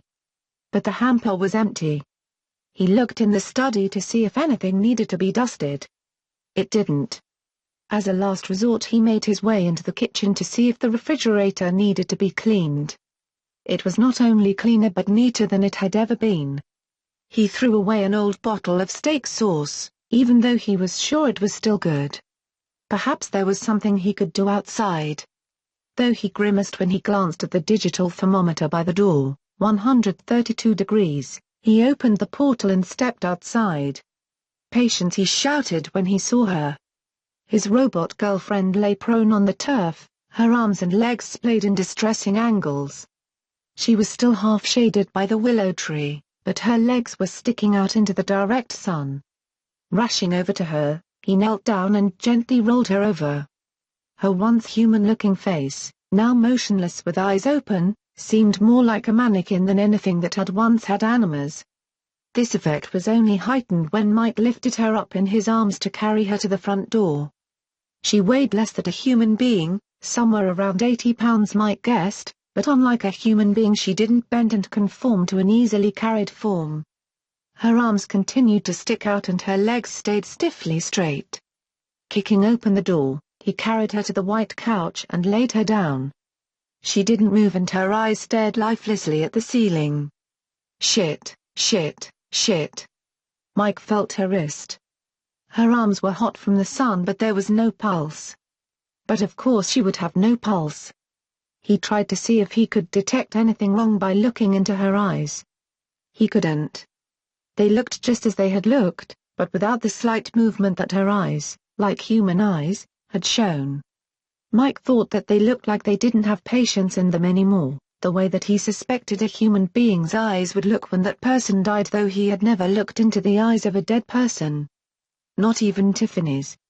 Tech support, shouted Mike, as the thought hit him like a bolt of lightning. He grabbed the remote off of the coffee table and turned on the VT. Quickly switching the browser to the Daffodil site, he saw the familiar large Daffodil along the left side. The 4 large buttons filled the right side of the screen: Barun, Amonte, None, and PWX. There didn't seem to be a button for tech support. Mike moved his face very close to the screen. At the very bottom was a small flower symbol. He moved the cursor over the spot and pressed. Immediately a man in a blue jumpsuit appeared on the screen. "Good morning," he said. "This is Daffodil Tech Support. For a list of known issues, press 1. For an automatic diagnosis of your problem, press 2. To be contacted by a tech support representative, press 3. Mike started to press 3, then changed his mind and almost pressed 2. At the last second, he moved his finger over the 1 button and pressed it. The blue-clad man on the screen was replaced by a long list of text. The topmost line said "Sudden crash upon software upgrade." Mike moved the cursor over this line and pressed. A small service software update was pushed through the Infinet 1138 6.9.32, said the next screen. A small percentage of Amonte models have failed to reboot. This is a known issue and a patch is currently under development. Your Amonte may be restarted with the power button located on the back of the neck. Mike rushed back to Patience's side. She had not moved from the spot on the couch. He felt behind her neck, his fingertips locating the 3 small holes in the button. He pressed it and counted aloud. 1, 2, 3. Then he let go. Patience's eyes flickered, and then her arms and legs moved straight in line with her body. She stayed in that position for a moment and then turned and sat. With a single swift motion, she stood up to her full height. "You are Michael Winston Smith? Patience? Are you all right? You are Michael Winston Smith?" She looked at him, seemingly without recognition. "Yes. Yes, it's me. I am Daffodil, serial number 55277 PFN001XGNF0103. My software is up to date. The primary setup procedure requires approximately 6 hours. During this period, your Daffodil will be unavailable for other activities. It is recommended that during this time period you make a few basic decisions. What initial duties do you wish me to have? What clothing, if any, do you wish me to wear? What name would you like me to answer to? Patience became quiet. Mike watched her anxiously for at least 20 minutes. Then, realizing that her primary setup would not hurry just because he was actively watching her, he went to the family room and sat down. He didn't read and he didn't watch TV. Dinner time came and went, and it was only when his stomach made a loud swirling noise that he decided he would get up and eat something. He stood up and turned around to come face to face with Patience. The primary setup procedure is complete, she said. Your Daffodil will not require a secondary setup procedure. Are you all right? Yes, Mike. I am fine. Mike jumped forward and hugged her fiercely. You remember me? He asked her. Yes, Mike. I remember you. My experience memory was not corrupted. Mike forgot about eating, but his stomach didn't and made several more loud noises. Patience quickly made him a sandwich and served it to him along with potato salad that she had prepared that morning. Afterwards, they went to bed. Though Mike held her until he fell asleep, they didn't have sex. He just needed to remind himself that she was there. The man in the blue jumpsuit leaned over and poked Mike in the chest. This is a known issue. Pain shot through Mike's chest. Horrible, terrifying pain. Mind-numbing pain. The kind of pain that makes one realize that there really is an end. He opened his eyes. He was lying flat on his back in his bed, bathed in sweat, clutching his chest. No, not again please, not again. He reached to his left and grabbed Tiffany's arm, as another bolt of pain shot through his chest. Honey, ugh. What's the matter? Asked Tiffany. My God, Mike, you're white as a sheet. It's my chest, said Mike. I think I'm having a heart attack. Come on, she said. I'm taking you to the hospital. The next half hour was a terrifying blur. Trying to don shorts, while at the same time fighting the pain. A fast car ride. Rushing through red lights. Sitting in the hospital waiting room. At last he was lying in an emergency room bed. A male nurse was giving him a shot in the stomach that gave him a bruise the size of a football. The pain was going away. Where was Tiffany? He looked around. She had been here a moment ago. Then he saw her. Lying on the bed next to his was Tiffany's broken body. She had blood all over her. Her arm was mangled. Her legs didn't look quite right and Mike knew it was because her pelvis was shattered. None of that had killed her though. It was that tiny bump on her head. It didn't look like anything at all, really. It certainly didn't look like something that could kill a person. It was. It did and it was. No, this isn't right, said Mike. This isn't how it happened. This was 11 years ago. You were lying here 11 years ago. You died 11 years ago. That's not the same time. I had a heart attack way before that. When was it? 15 years ago? Then Harriet burst into the emergency room. Daddy. Mike's eyes popped open. He was still in bed. He turned his head slightly and felt as though his head was going to explode. He looked for Patience, but she was no longer in bed. He got up and walked to the bathroom. Opening the medicine cabinet, he pulled out a bottle of aspirin and tossed 4 into his mouth. Then he chewed them. Something landed heavily on Mike's shoulder. He jumped and spun around. Patience was standing there. The arm that had been on his shoulder was still outstretched. He grabbed her and pulled her to him. Cupping her face in his hands, he covered it with kisses. Dozens of tiny kisses spread across her face turned into one deep kiss on her luscious perfect mouth, which she returned. Are you all right? he asked. I'm still all right, Mike. No. I mean, are you really all right? I am still waiting for the software patch, she said, but that only affects rebooting. All my systems are in good working order. Mike clasped Patience's face once more between his hands and kissed her deeply. Then she frowned. You have a fever, Mike, she said. Yeah. I feel like shit. He staggered slightly. Patience led Mike back to the bed and tucked him in. Then she brought him a glass of juice. When she was sure that he was as comfortable as he could be, she lay down in the bed beside him, and brushed his hair with her hand. She stayed with him until he dozed off once again. Mike spent most of the day in bed, eating very little, but at Patience's insistence drinking plenty of juice and water. He felt annoyed, because it seemed to him that Patience was the one who had been truly ill. She should have been resting. She insisted though that she was fine and informed him that he had likely picked up some kind of parasite at the beach. That water was not very clean, she said, as she handed him 2 antiparasitics. By evening, he was feeling much better. He got up to shave and take a hot shower, then went back to bed and read the tales of Beedle the Bard until he was drowsy. With Patience once again lying in bed beside him, Mike went back to sleep. He spent most of the night with his hand on that perfect body beside him. The next morning Mike felt well enough to take his morning walk, Patience right beside him of course, urging him to keep up the pace. Driving to the walking track, they started on the long oval. Even though the sky was overcast and the weather had turned decidedly blustery, they walked the full 5 miles, shaded by the massive sunscreen above.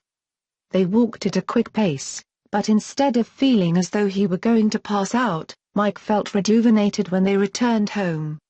He shaved, showered, and when Patience brought him his breakfast, along with more antiparasitics, he ate and felt great. Do you feel up to going furniture shopping today, Mike? Patience asked. I think I do. Do we need furniture? We do if we're going to make Harriet's old room into a guest bedroom. Some of the other furniture is so worn that it should be replaced too. Mike put on a new pair of slacks and a grey shirt. He thought that he looked pretty good. Of course he realized, when Patience walked into the room, she would still look completely out of his league. She had on a dark blue peasant top, a pair of tight-fitting capri jeans with sequins along the bottom of the legs, and a pair of black high-heeled shoes with flowers on them that she described as Boccaccio round-toe pumps. They hopped in the car and headed for the Pico Mundu Mall.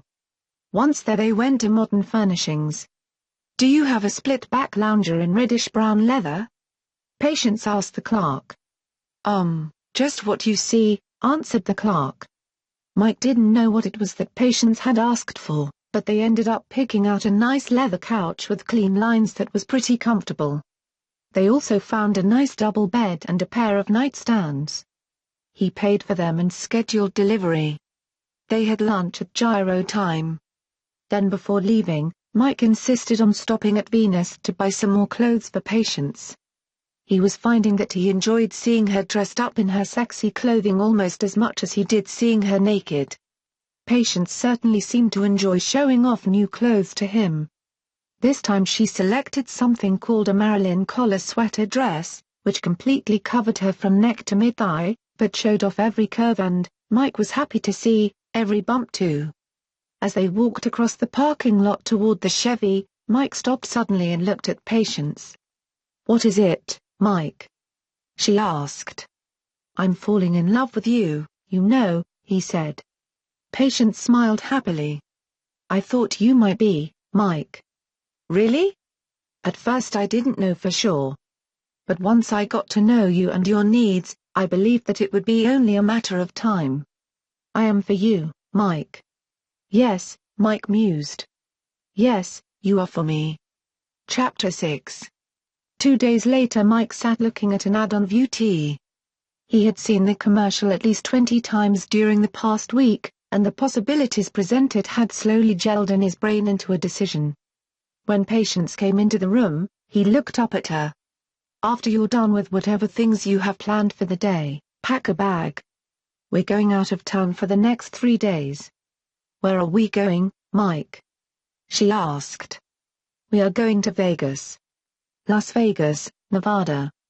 County of Clark. Population 2,575,174, 131.2 square miles. Yes, that's the place, he interrupted. Why are we going to Las Vegas, Mike? It's too damn hot here, and I need a vacation. The average median temperature in Las Vegas is significantly higher than that of Springdale. Yes, but only on the outside. We can stay in. You don't even need to go out of your room to go swimming. Mike fell asleep entwined with Patience, but he woke up alone. He got up, shaved, and showered, and was met at the bathroom door, as he expected, by his beautiful robot, toast and juice in hand and a towel warm from the dryer over her arm. He ate and got dressed and found Patience once again in the living room. She had already prepared the house for their 4-day absence, and packed the car with everything they needed. She had also driven to the filling station, fueled up the car, and checked all the fluids and systems. Mike put his hands on Patience's shoulders and looked into her eyes. He kissed her gently on the lips. I am still unsure why you wish to go to Las Vegas, said Patience. There are a lot of things to see there, you know.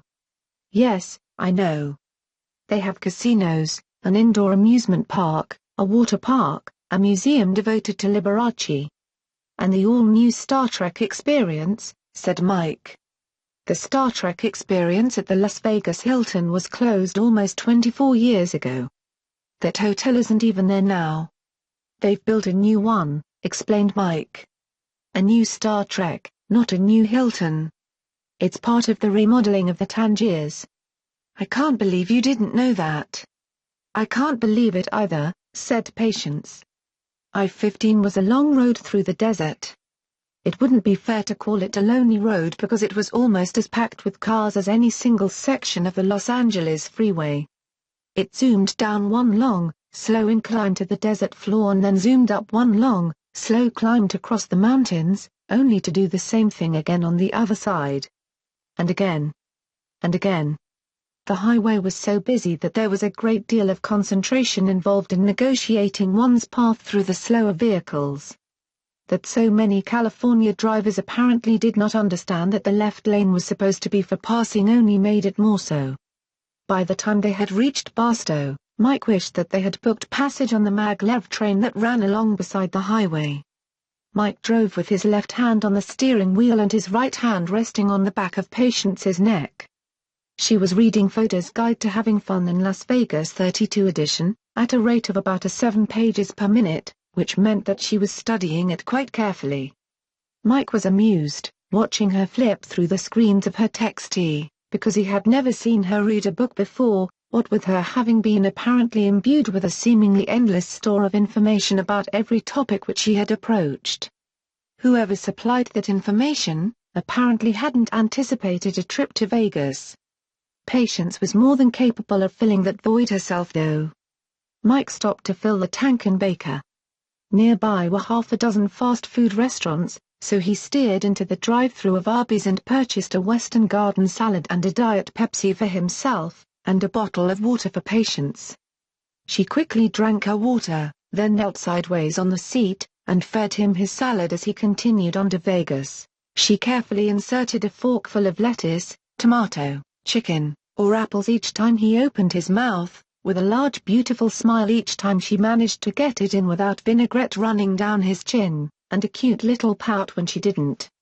It was 3:30 in the afternoon when they topped the final hill and looked down over the vast stretches of Las Vegas below.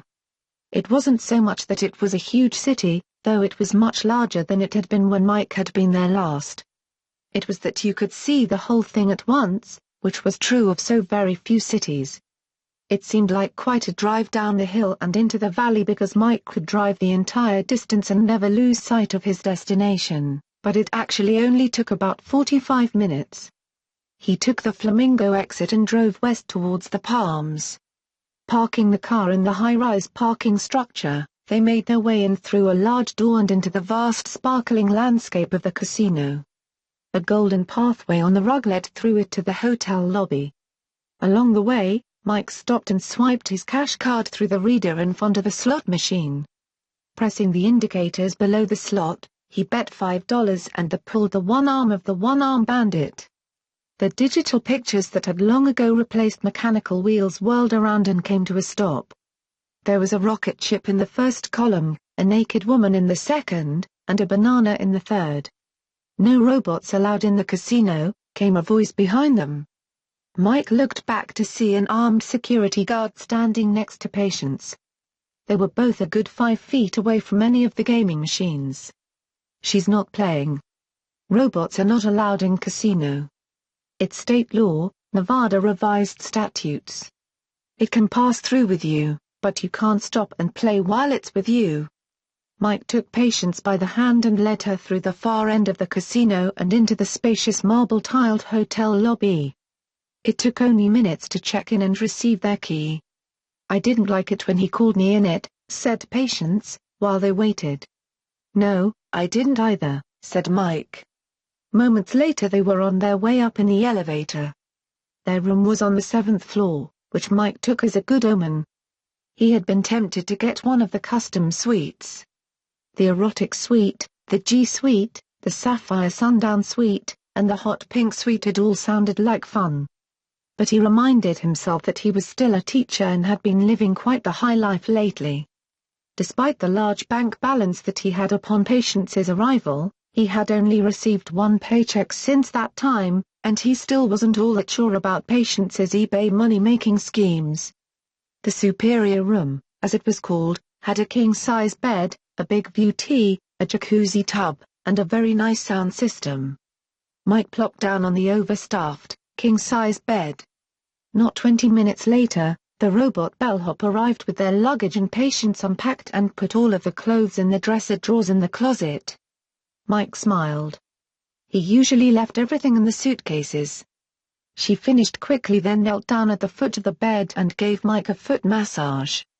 He sighed and relaxed and had almost fallen asleep, when she began to move up from his feet to the zipper of his pants. "I find it amazing, Mike. I don't think it's all that different from any other guy." Patience laughed. "I find it amazing that we are here hundreds of miles from where we were just this morning." "Pretty amazing," he agreed. Mike lay back and let Patience take care of him. At some point, he wasn't sure exactly when, he fell asleep. When he woke up, Patience had already changed to go out for dinner. Even though she had purchased these particular clothes from Victoria's Secret, they were not inherently sexy, at least no more than anything she wore was inherently sexy. She had a navy tube top that was cut asymmetrically across the bottom, but even the short side was cut below her waist. The blue jeans she had on with them seemed fairly tame too. The red leather Valkyrie strap-on pumps with the 4.5-inch heels, on the other hand, virtually screamed "knock me down and do me." When Mike had been to Vegas many years before with Tiffany, he had eaten at the Circus buffet. Circus had put out a lot of food for $15. A lot of food. Not good food, but a lot of food. The buffet downstairs in the Palms was called the Fantasy Market. While it was 20 times as expensive as the last Las Vegas buffet that Mike had eaten, it was easily 20 times as good too. He feasted on oysters, crab legs, and sliced prime rib, asparagus, garlic herb potatoes, and fried okra. He found that he filled quickly and didn't have room for dessert though. He didn't have to pay for Patience. She was recognized as a robot by the robot at the counter. "I understand one robot recognizing another," he said. "But how did that security guard know? I don't think most people at the beach could tell you weren't human, and that was under the bright sun."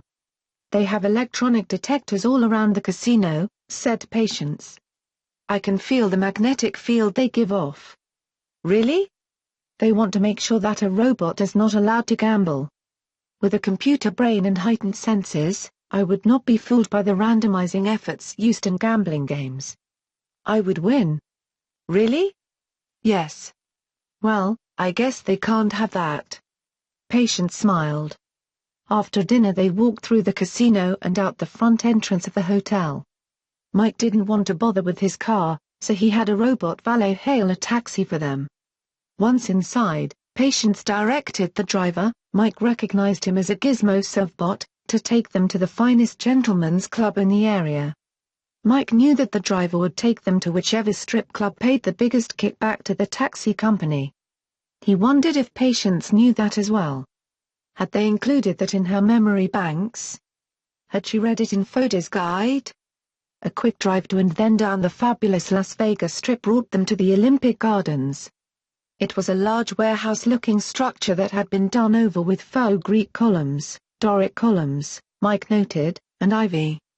In between each pair of columns was a huge poster of some fabulously beautiful and scantily clad female, or male, stripper. Inside, the main room was decorated in red satin, with dozens of tables and booths surrounding a large main stage which featured the requisite dancing pole. Mike and Patience sat down at a large round booth. A waitress dressed and coiffed as though she had fallen out of a gladiator movie came and took their drink orders. It was dark enough that Mike couldn't tell if she was a robot or not. Though he did not drink as a rule, he ordered a beefeater and tonic. Patience of course had bottled water.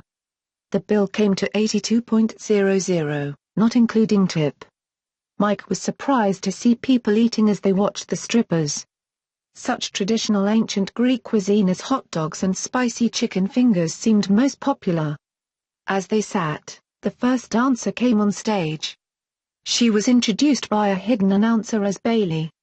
She was young and blonde and quite attractive. Physically, she was proportioned about the same as Patience, but her large breasts did not have that feeling of defying gravity that Patience's did. She came out in a pink miniskirt and top, both zippered in front and in back. As she strutted up and down the stage, she unzipped first one and then the other. With a single flip, she removed both, allowing those large breasts to bounce free and revealing a tiny G-string. She grabbed hold of the pole and began humping against it, spinning and gyrating. A few moments later she finished her routine and left the stage. Several other dancers followed the first, each with a similar routine. There was a redhead named Tanya with breasts so huge that they actually frightened Mike a little bit. There was a pretty and quite athletic dancer named Sugar, and a chubby blonde stripper named Malachau, of all things. Yes, a girl named Malachau. It was approaching midnight by this time, but rather than thinning out, the crowd got larger. Almost every table was full. Mike and Patience still managed to get another drink order from the harried waitress. Then a woman came out on stage. She appeared to be another dancer, but instead of beginning a routine, she put a microphone to her bright red lips and made an announcement. Ladies and gentlemen, Mike looked around and was moderately surprised to find that there were indeed more than a couple of ladies present. It's almost time for our midnight amateur exotic dance contest. Can you dance? Asked Mike. I mean, strip. Yes, Mike. Then I definitely think you should enter this contest. Do you think they will let me? Mike grabbed the passing waitress by the arm and asked her. Sorry, no robots. All of our dancers are real women. It says so on the sign out front. Not even for the amateur show? It's a contest.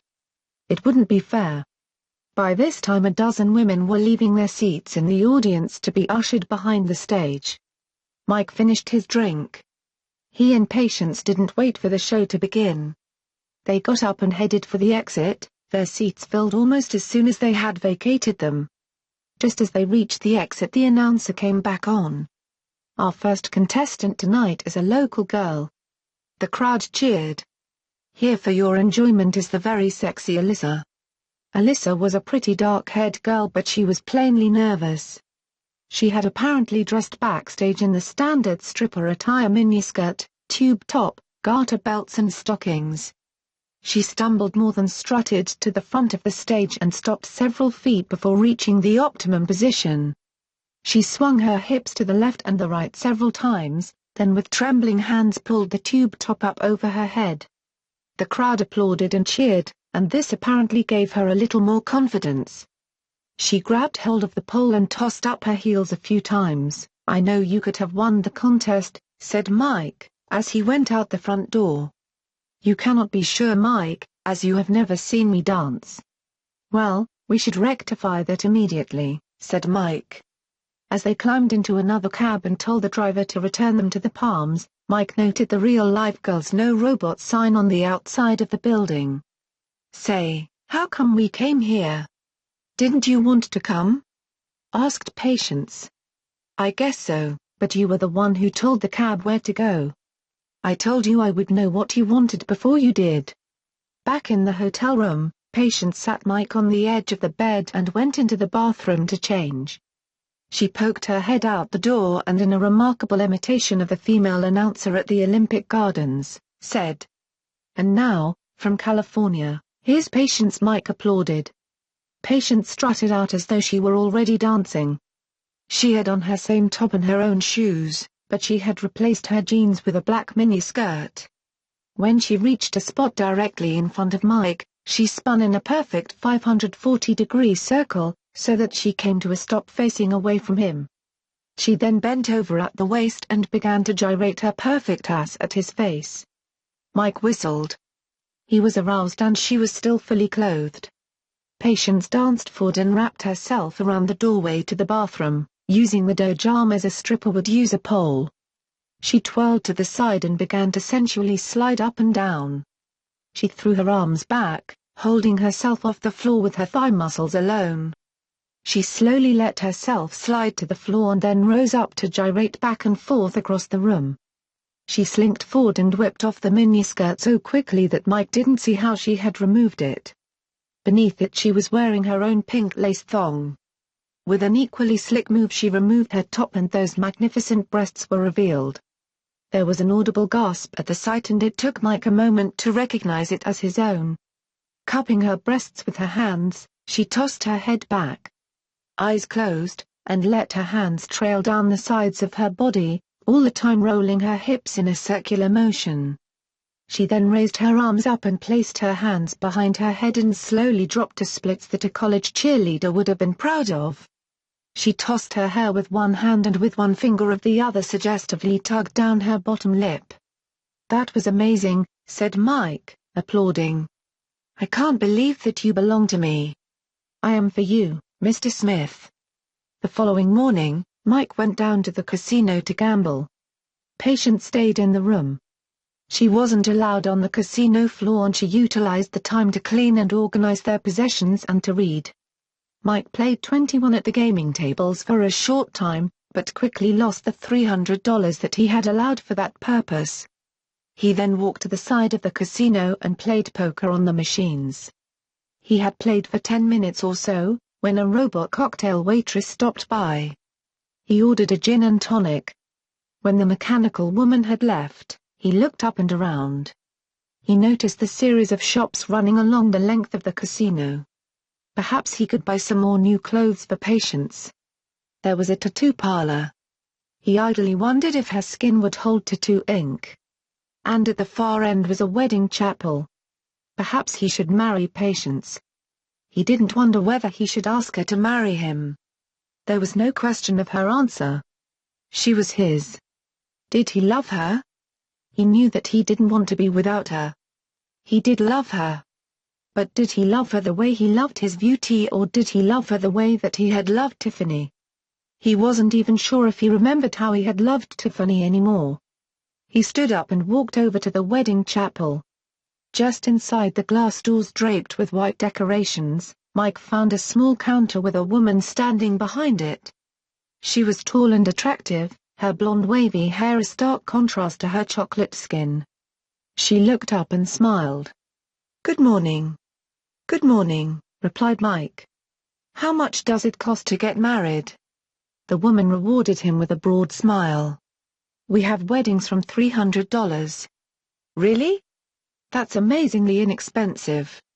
"That's just for a simple in-and-out service," she said. "We have many extras, such as a video record of the nuptials, and we can accommodate large weddings, with receptions for up to 2,000 guests." "No. In-and-out was what I was thinking about. The 300 does not include the minister. We have one on duty, if you don't have one of your own." His fee is $150. And of course, you must have a license. Do you sell those here? Oh, no. You have to buy a license from the county. As it turned out, in order to purchase a marriage license in Las Vegas, Mike had to drive to the Clark County building. It sat amid massive skyscrapers just west of Glitter Gulch. Patience had seemed ecstatic when Mike told her that they were to be married. Of course, now that he thought about it, she seemed ecstatic about almost anything he decided to do. They arrived at just before 10 a.m. and walked up to a window. A blonde woman looked out at them through the glass with a small round hole cut in it. "Can I help you? We would like to purchase a marriage license. I need to see your birth certificates, please." We don't have birth certificates." "That's all right," she said. "Let me have your driver's licenses and I can pull up your birth records." Mike set his driver's license on the counter. The woman behind the window looked at Patience.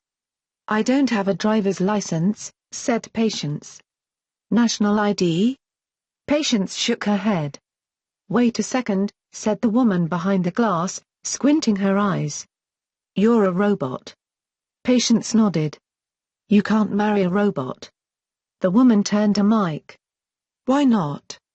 "What do you mean, why not?" "She's not a person. She's a machine. I might as well marry my shower massage." "Perhaps that's too much information," suggested Patience. "Look at her," said Mike to the woman behind the glass. "She speaks. She thinks. She wants to get married. Don't you, Patience?" Patience nodded. "It doesn't matter," the woman replied.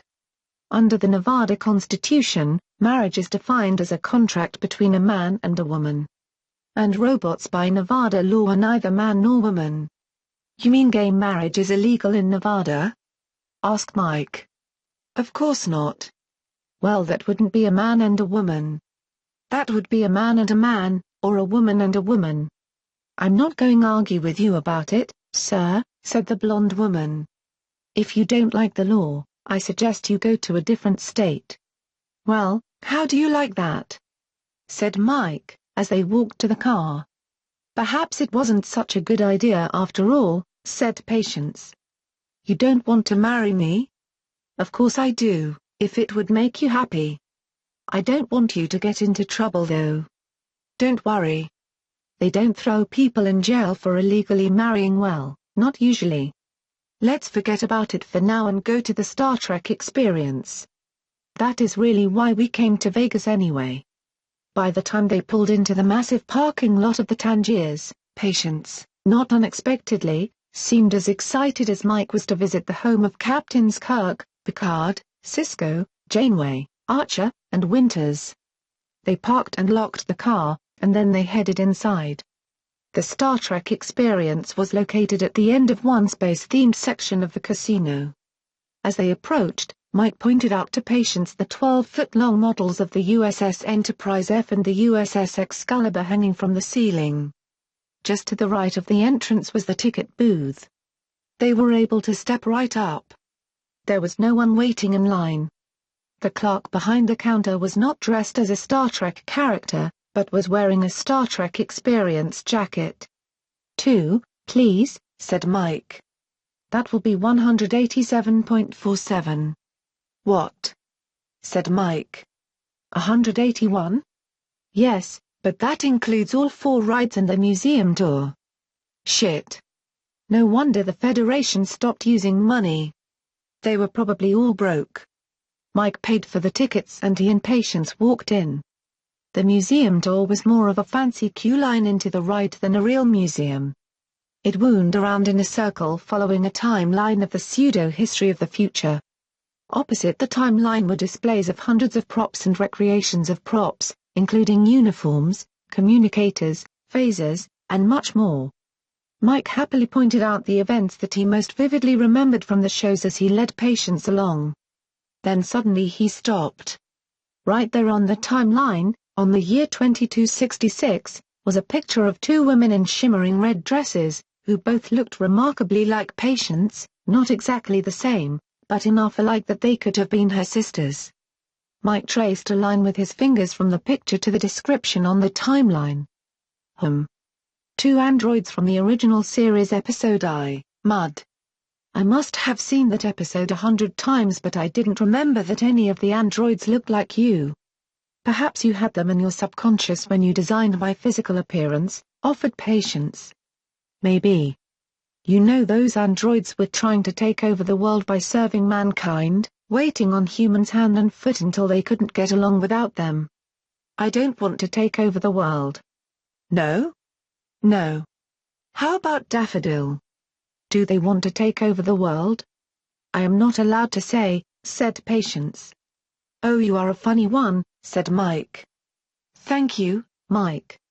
You know, humor is a difficult concept. That's just what Savick said. God, I am such a nerd. The museum led to a room showcasing all the props from the Klingon episodes. This led into the Klingon raid ride. This ride simulated being teleported onto the Starship Enterprise and then a ride on a shuttlecraft through a Klingon battle. Mike thought it was quite well done. Then he and Patience continued on through the room dedicated to the Borg. I don't care for the Borg, said Patience warily, looking at the mannequins dressed up as cyborgs. Yes, well, you're not supposed to like them. They're the bad guys. I don't want to go on this ride. All right, said Mike. You don't have to. You can wait for me at the exit. I don't want you to go on it either, she said, frowning. I don't think I've ever seen your face look like that. I might think you are the evil double of Patience. There is no evil double of Patience. I am Patience and I am for you. This ride is anti-robot. It is making you think that there is something wrong with me. Mike looked at Patience. All right, he said, taking the slow steady voice he reserved for mad dogs and crazy people. We won't ride this ride. We're going to leave here and go down to the promenade, where there won't be any Borg. Patience nodded her head in understanding. We could go on the Vulcan ride or the Gorn ride. I think we've had enough rides for the day, anyway. It kind of made me sick to my stomach. Mike took his robot girlfriend's hand and led her back out the way they had come in, taking a right as they exited to step into the life-sized replica of Deep Space Nine's promenade deck, filled with gift shops and Quark's bar. Once there, Mike pulled Patience to the side of the hallway next to a replicator replica.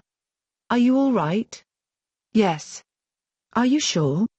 He looked into her eyes, and she looked back as if nothing had happened. You're okay now? Patience nodded. What was that all about? I don't like the Borg. I guess not. Why don't we go have something to eat? Said Mike, eyeing the entrance to Quark's bar. Patience nodded again. They entered and were seated by a very short man dressed as a Ferengi. Enjoy your meal, Human, he said, handing each of them a menu. Thanks, said Mike. Mike looked at the menu with one eye and at Patience with the other. She was looking around with wide eyes. He didn't know if that was because of the interesting things to look at, of which there were many, or an impending recurrence of her anxiety. For his part, Mike was realizing that he was pretty hungry and he thought he could really go for a burger. He always enjoyed a good diner burger and he had been eschewing fast food during the past 2 weeks as he tried to lose weight. Then he noticed the names of the food. He ended up ordering a chicken quesadilla called a saucer section, and an order of holy onion rings of pataste. Under the circumstances, there was no way he was going to order a cheeseburger. Patience had a bottle of water. As Mike was enjoying his meal, a Klingon came by. Greetings, human, said the Klingon. It is a good day to die. If you say so, replied Mike. He was still carefully watching Patience, who had not said anything the entire time they had been in the restaurant. Mike had finished eating and was paying his check when the Ferengi came back by. You ridiculous humans, clothing your women. He keeps me naked at home, said Patience. I bet he does, said the man in the Ferengi costume, his voice losing all trace of his alien accent. Hey, stay in character, said Mike. Ah, good luck at the Dabo tables, said the Ferengi. Mike and Patience spent a few minutes looking around the gift shops. Mike spent $50 on a toy communicator just like the one Captain Kirk used. There were quite a few other nifty items that he would have liked, but he had already dropped a few $100s in the universe that Gene Roddenberry built. "How are you feeling, Patience?" he asked, pulling her aside, clasping his arms around her waist, and looking into her eyes. "I'm fine, Mike," she said in her usual tone. "Good. I'm glad. And I have a job for you." "What kind of a job, Mike?" She placed the tip of her index finger on her chin. "A sexual job?" "Precisely," said Mike. "I don't care how big of a nerd this makes me. I want to get blown on Deep Space Nine." Mike had spotted an alcove in the back of the promenade where nobody seemed to be going. He led Patience over to the spot and she wasted no time dropping to her knees and demonstrating that her programming in this area was just as complete as in any other. Within moments Mike's eyes had rolled back in his head and he leaned back against the wall. Patience stood up and smiled. "How was that, Mike?" she asked, wiping her chin with the back of her hand. "If you had spots, it would have been perfect." Just then a doorway opened right beside them and a line of people filed past. Their private spot was the exit of the Borg ride. Mike stepped calmly out of the way and pulled Patience along with him. Then he surreptitiously reached down to pull up his zipper. After leaving the Star Trek experience, Mike and Patience walked to the very front of the casino and followed the signs hanging from the ceiling to the monorail station. It was a large station, looking very much like one would expect a train station to look. Clean and modern. And crowded. Mike purchased two-way passes from a vending machine using his cash card. Then they sat down to wait for the monorail train. It arrived 7 minutes later. The monorail was cool and modern and painted black. It stopped and the doors slid open. Mike and Patience stepped inside. There were a few seats along the sides of the train, but the center was completely open, with handrails above to allow for standing passengers. Mike chose to stand and Patience stood next to him. As the train began to move, Mike braced himself on the handrail. Patience wrapped her arms around his neck. The train moved what seemed like only a few feet before stopping again. This time it was at the Monte Carlo. This hotel had a train station not too much different from the one at the Tangiers. As the doors opened, several dozen people moved in and out of the car. Then it started on its way again. This leg of the monorail track was longer as it led from the Monte Carlo to McCarran Airport. From the track, scores of feet above the roadways below, there was a great view of the MGM golf course, a truly huge expanse of green in an otherwise gray surrounding. As the train approached McCarran, they passed another monorail going in the opposite direction. It too was painted black, but had a gigantic Borg painted on the side of the first and last car. Mike glanced at Patience to see if she had noticed it, and by her tight-lipped expression, she had. They arrived at the airport and got off. It was the last stop on the line. Mike led Patience through the station and the extensive mall-like structure that connected the station with the airport gates. They browsed the store windows, looking at things that Mike thought would take him a lifetime to pay for, if they had been something that he would actually want to buy. Patience seemed fascinated with the clothing and the shoes. But there was no way that Mike would have been able to let her go on a spending spree here. So they returned to the monorail station and took the train, this time a yellow one, back to the Tangiers. The round trip had taken them about an hour and a half. They found their car in the parking lot and returned to their own hotel. They spent one more night at the Palms, and when Mike woke up in the morning, Patience had everything packed and ready to be loaded into the car. It took only a few minutes to check out and then they were back on the road, driving up the on-ramp to I-15. Mike steered into the travel lane of the interstate. "Well, this was the most interesting trip to Vegas I've ever made. Are you sure you don't want to stay another day, Mike?" "I'm pretty sure." "Why? Do you want to stay?" "I want to do whatever you want to do," said Patience. Less than 40 miles south of Vegas, Mike turned off in Primm. Primm, which used to be known as State Line for the obvious reason, consisted essentially of 3 hotels and the associated restaurants, gas stations, and recreational activities that went along with big resorts. One of these casino add-ons was the Prim Fashion Outlet Mall. Mike wanted to give Patience a chance to buy something for herself, since she hadn't at the airport mall. The mall here consisted mostly of stores that Mike had never heard of. Almost all of them were for women who liked clothes, though. They stopped at one store called Eli Tahari, and Patience selected a sexy little dress with a scoop neckline that the sales clerk called a Marcy dress, and at the Neiman Marcus last call store she bought a pair of chocolate and gold Gucci high-heeled sandals which were 70% off, but still cost $405.28. Mike thought that, if given half a chance, Patience could develop into quite the shoe whore. Patience seemed to have developed that feature that many humans had, including Mike himself, of finding satisfaction in buying something for herself. If it could be considered a religious experience, as one could certainly make that argument, at least Patience left the great temple with her spirits raised. She never mentioned her agitation at the Star Trek experience, and after a while Mike forgot about it as well. At least until he was reminded of it some weeks later. The rest of the trip home was uneventful. Patience drove and Mike slept, with his head wedged between the back of the seat and the car window. He woke up long enough to visit the restroom at the same filling station that they had stopped at on the way to Vegas, and then snoozed away again until they reached the driveway of their house. Patience pulled the car into the garage and they both climbed out. Chapter 7. The remainder of June shot by. Each day Mike got up and showered, to find a warm dry towel waiting for him. This was followed by breakfast, which he had gotten used to.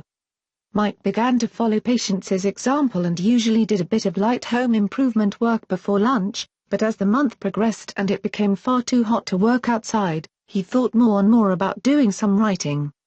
He would write a book about his experiences as a teacher. On Monday the 21st he cleaned up the desk that had been sitting unused in the south bedroom and went to Walmart to purchase a new WRIT, which he quickly set up. Within a few days, he had the first chapter of his book done, though after that it became more of a strain to remember all the stupid things that the kids at school had said or done. Afternoons were almost always a time for relaxation in front of the VT. Evenings had used to be the same, but right about the time that Mike began working on his book, Patience began dragging him out after dinner. They went to the movie theater, the city event center to listen to the Philharmonic, and even went dancing. Mike couldn't dance, but as with everything else Patience was programmed and ready to go and she guided Mike through it. For her part, Patience didn't really have any downtime. She went to bed with Mike, but within an hour or so after he had fallen asleep, she was back up. She used the nighttime hours to clean and maintain the house and by the middle of the month there wasn't a spot anywhere that the most fastidious person wouldn't have been happy to eat off of. This left the daytime hours free so that she could take care of Mike's every needs. She waited upon him. She served as his accountant, personal trainer, and expert chef. She was mother, friend, concubine, confidant, and upon occasion taskmaster. On the 30th, which was a Wednesday, Mike stood on the scale at the gym and marveled that he had lost 16 pounds. Actually he was marveling that he had lost only 16 pounds, because he thought that he looked at least 30 pounds lighter. It was he supposed, because muscle weighed so much more than fat, and he was putting on a bit of the former as he was losing the latter. He flexed his arm to make his bicep bulge and smiled to himself. He and Patience climbed back into the car and returned home. A nice hot shower awaited him and he didn't take long before climbing into it. He had his head bent down beneath the steaming spray, when he heard Patience outside the shower door. "What do you think about going to Knott's Berry Farm?" she asked. "Why?" "This 150-acre theme park has many exciting rides like the Jaguar, Montezuma's Revenge and Calico Thunder as well as many fun attractions like the Buffalo Nickel Arcade, Camp Snoopy, and the Mystery Lodge." "Are you reading a brochure?" asked Mike, sticking his face out of the shower door. "I memorized the ad on the VT. Why do you want to go to Knott's Berry Farm?" "It is not that I want to go. I thought you might like to go. I took the kids when they were little," Mike said, as he climbed out of the shower and took the towel that Patience held in her hand. "I don't think I would want to go now. Besides, last time I went, I didn't fit in half of the ride restraints. If I was going to go somewhere, I don't know." "June is over," said Patience. "You have less than a month and a half before you have to return to school. We should do something that you would enjoy." "All right, let me think about it for a while." Mike went upstairs to his den and began typing away, writing down as many anecdotes about school as he could recall. Around noon Patience arrived at Mike's elbow with his lunch. She had constructed a near-perfect club sandwich on toasted whole wheat bread and arrayed it on the plate with a cup of tomato salad. A large Diet Pepsi accompanied it. He had no sooner accepted the tray and opened his mouth to thank her, when the front door bell rang. She turned and bounced out of the room. A moment later he could hear a conversation going on downstairs, though not the words. He also heard the door to the garage opening and a few minutes later, closing.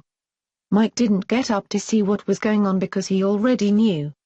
For the past week, the FedEx man had arrived every single day with boxes of merchandise that Patience had bought on eBay. She usually had at least one package going out too. A few minutes later she entered the study carrying a very large and very heavy-looking box.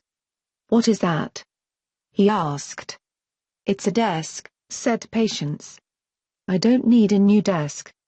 This one works just fine." "It's not for you, Mike.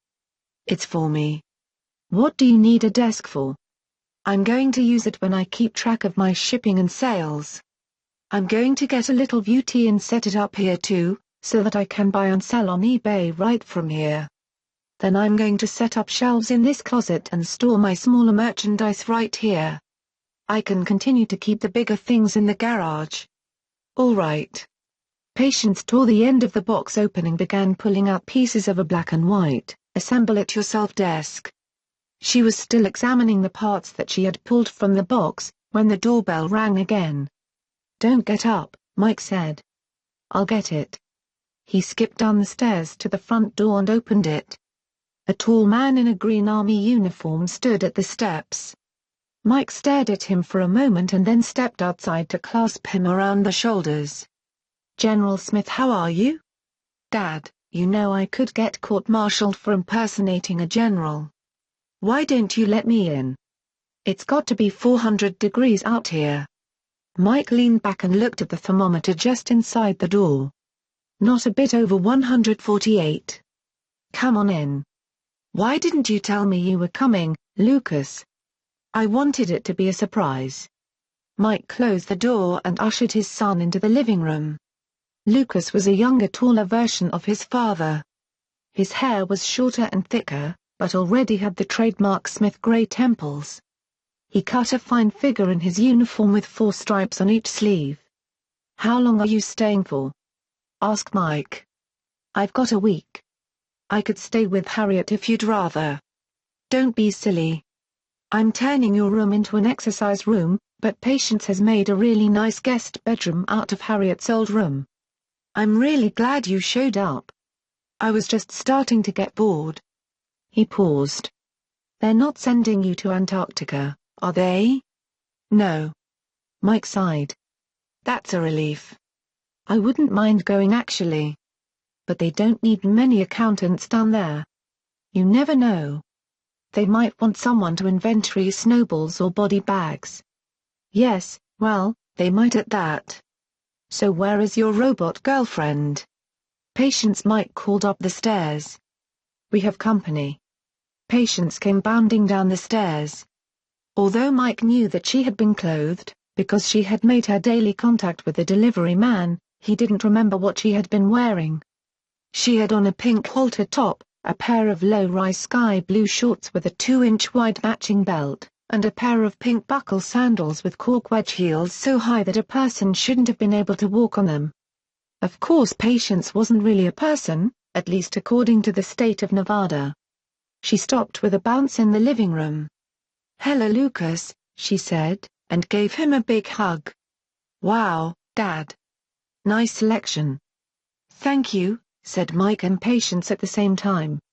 The three of them sat down in the living room and just talked for quite a while.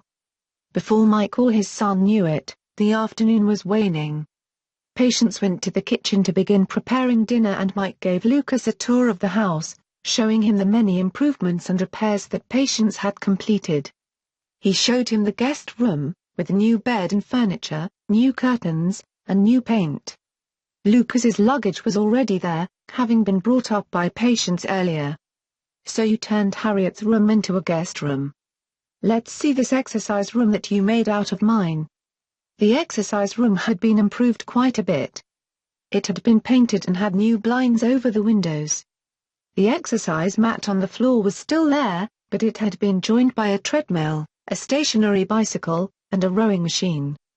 There was also a large view T on the other side of the room. Nice, said Lucas, when he looked in the door.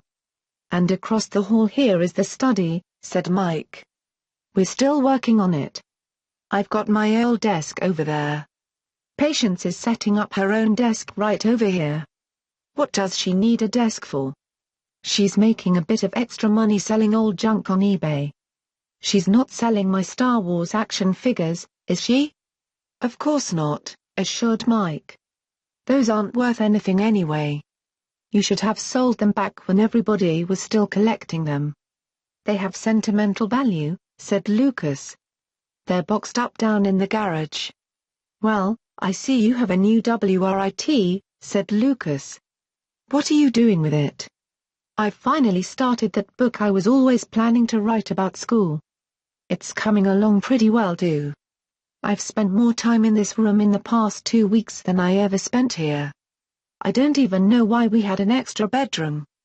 Sure you do, Dad, said Lucas, with a strange look on his face.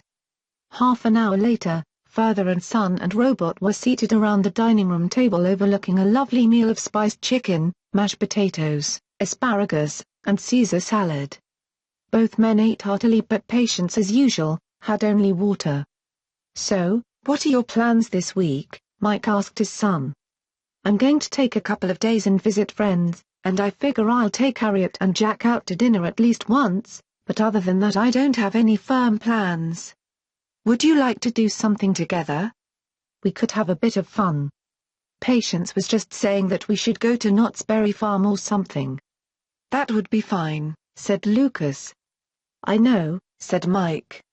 I suddenly know. We should go to the La Brea tar pits. Seriously? Asked Lucas. Yes. I've never been. I wanted to take you kids when you were little, but I always got outvoted. We went to Disneyland or Universal Studios instead. Well, all right. We could go to the La Brea tar pits. They're not just tar pits, right? Of course not, said Mike. There's a museum with extinct animals that got stuck in the tar. You know, I've wanted to go to the La Brea tar pits since I was a kid and I even had a Viewmaster reel of it. Well, damn it, said Lucas. We'll just have to go. 2 days later Patience was pulling off Interstate 10 and driving toward the George Page Museum. The entrance to the parking lot was easily found, though a parking space was not. 2 spots at the very far edge of the lot were the only ones with no cars already in them. This place is more popular than I thought it would be, said Lucas. I guess fossils are quite a draw. I think most of the people are here to see that, said Mike, pointing to a large yellow and red banner stretching above the far end of the parking lot. It read, The Army of Qin Shi Huang, and featured the image of Chinese face sculpted of gray clay. Oh yeah. I heard they were touring the country. I just didn't know they were here. I didn't remember either. They came to the US just before the war started, one of the benefits of our close military alliance. Most of the visitors to the area were indeed going next door to the exhibit of some 2,200-year-old terracotta warriors. The Page Museum, with its many fossils of Columbian mammoths, mastodons, giant ground sloths, dire wolves, and saber-toothed tigers was almost deserted. Patience, Mike, and Lucas spent several hours examining the exhibits and reading the informational plaques, before going out to the large pink dome that covered the tar pits themselves. Just inside the door of the structure was a stand selling Dippin' Dots, so Mike purchased some for himself and his son. Then they looked down upon the black pond of oozing tar. "It's not very big, is it?" said Lucas. "I wonder how all those animals got in there." "If only 1 or 2 large animals were trapped in the tar each year, that would account for all of them," replied Patience. "Animals have been getting trapped here for 30,000 years. "Well, there won't be any more trapped now that they've got this dome over it," said Mike. "Don't be so sure." Lucas pointed to a spot several feet from the edge of the black pool. A lizard, apparently now dead, had already been sucked halfway below the viscous surface. 2 blocks away from the tar pit and its museum was an olive garden, so Mike decided that this would be their lunch destination. The parking lot was full, so Patience had to park in a spot along the street half a block away. Mike looked at the 3 digits on the thermometer and rolled his eyes, but the 2 men walked the distance without becoming too overheated. Of course, Patience had no problem with the temperature.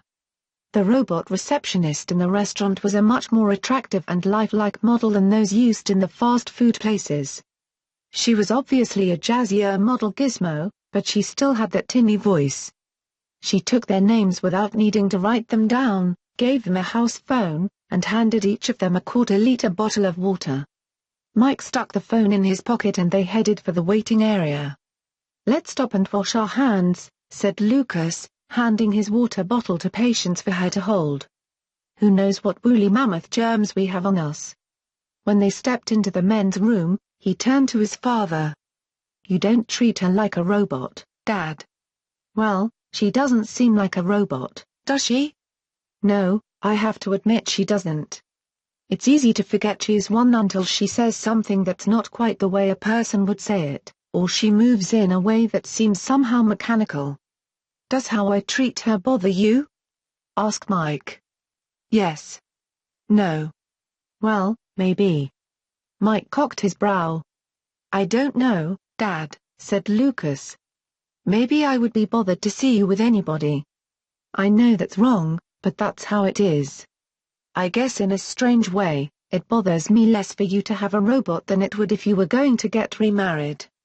What if I had a robot and I got remarried too? I guess I'd just have to deal with it, wouldn't I?" Lucas laughed. "She'd have to be a really understanding woman to let you keep Patience. I don't think there is a woman in existence who would be that patient."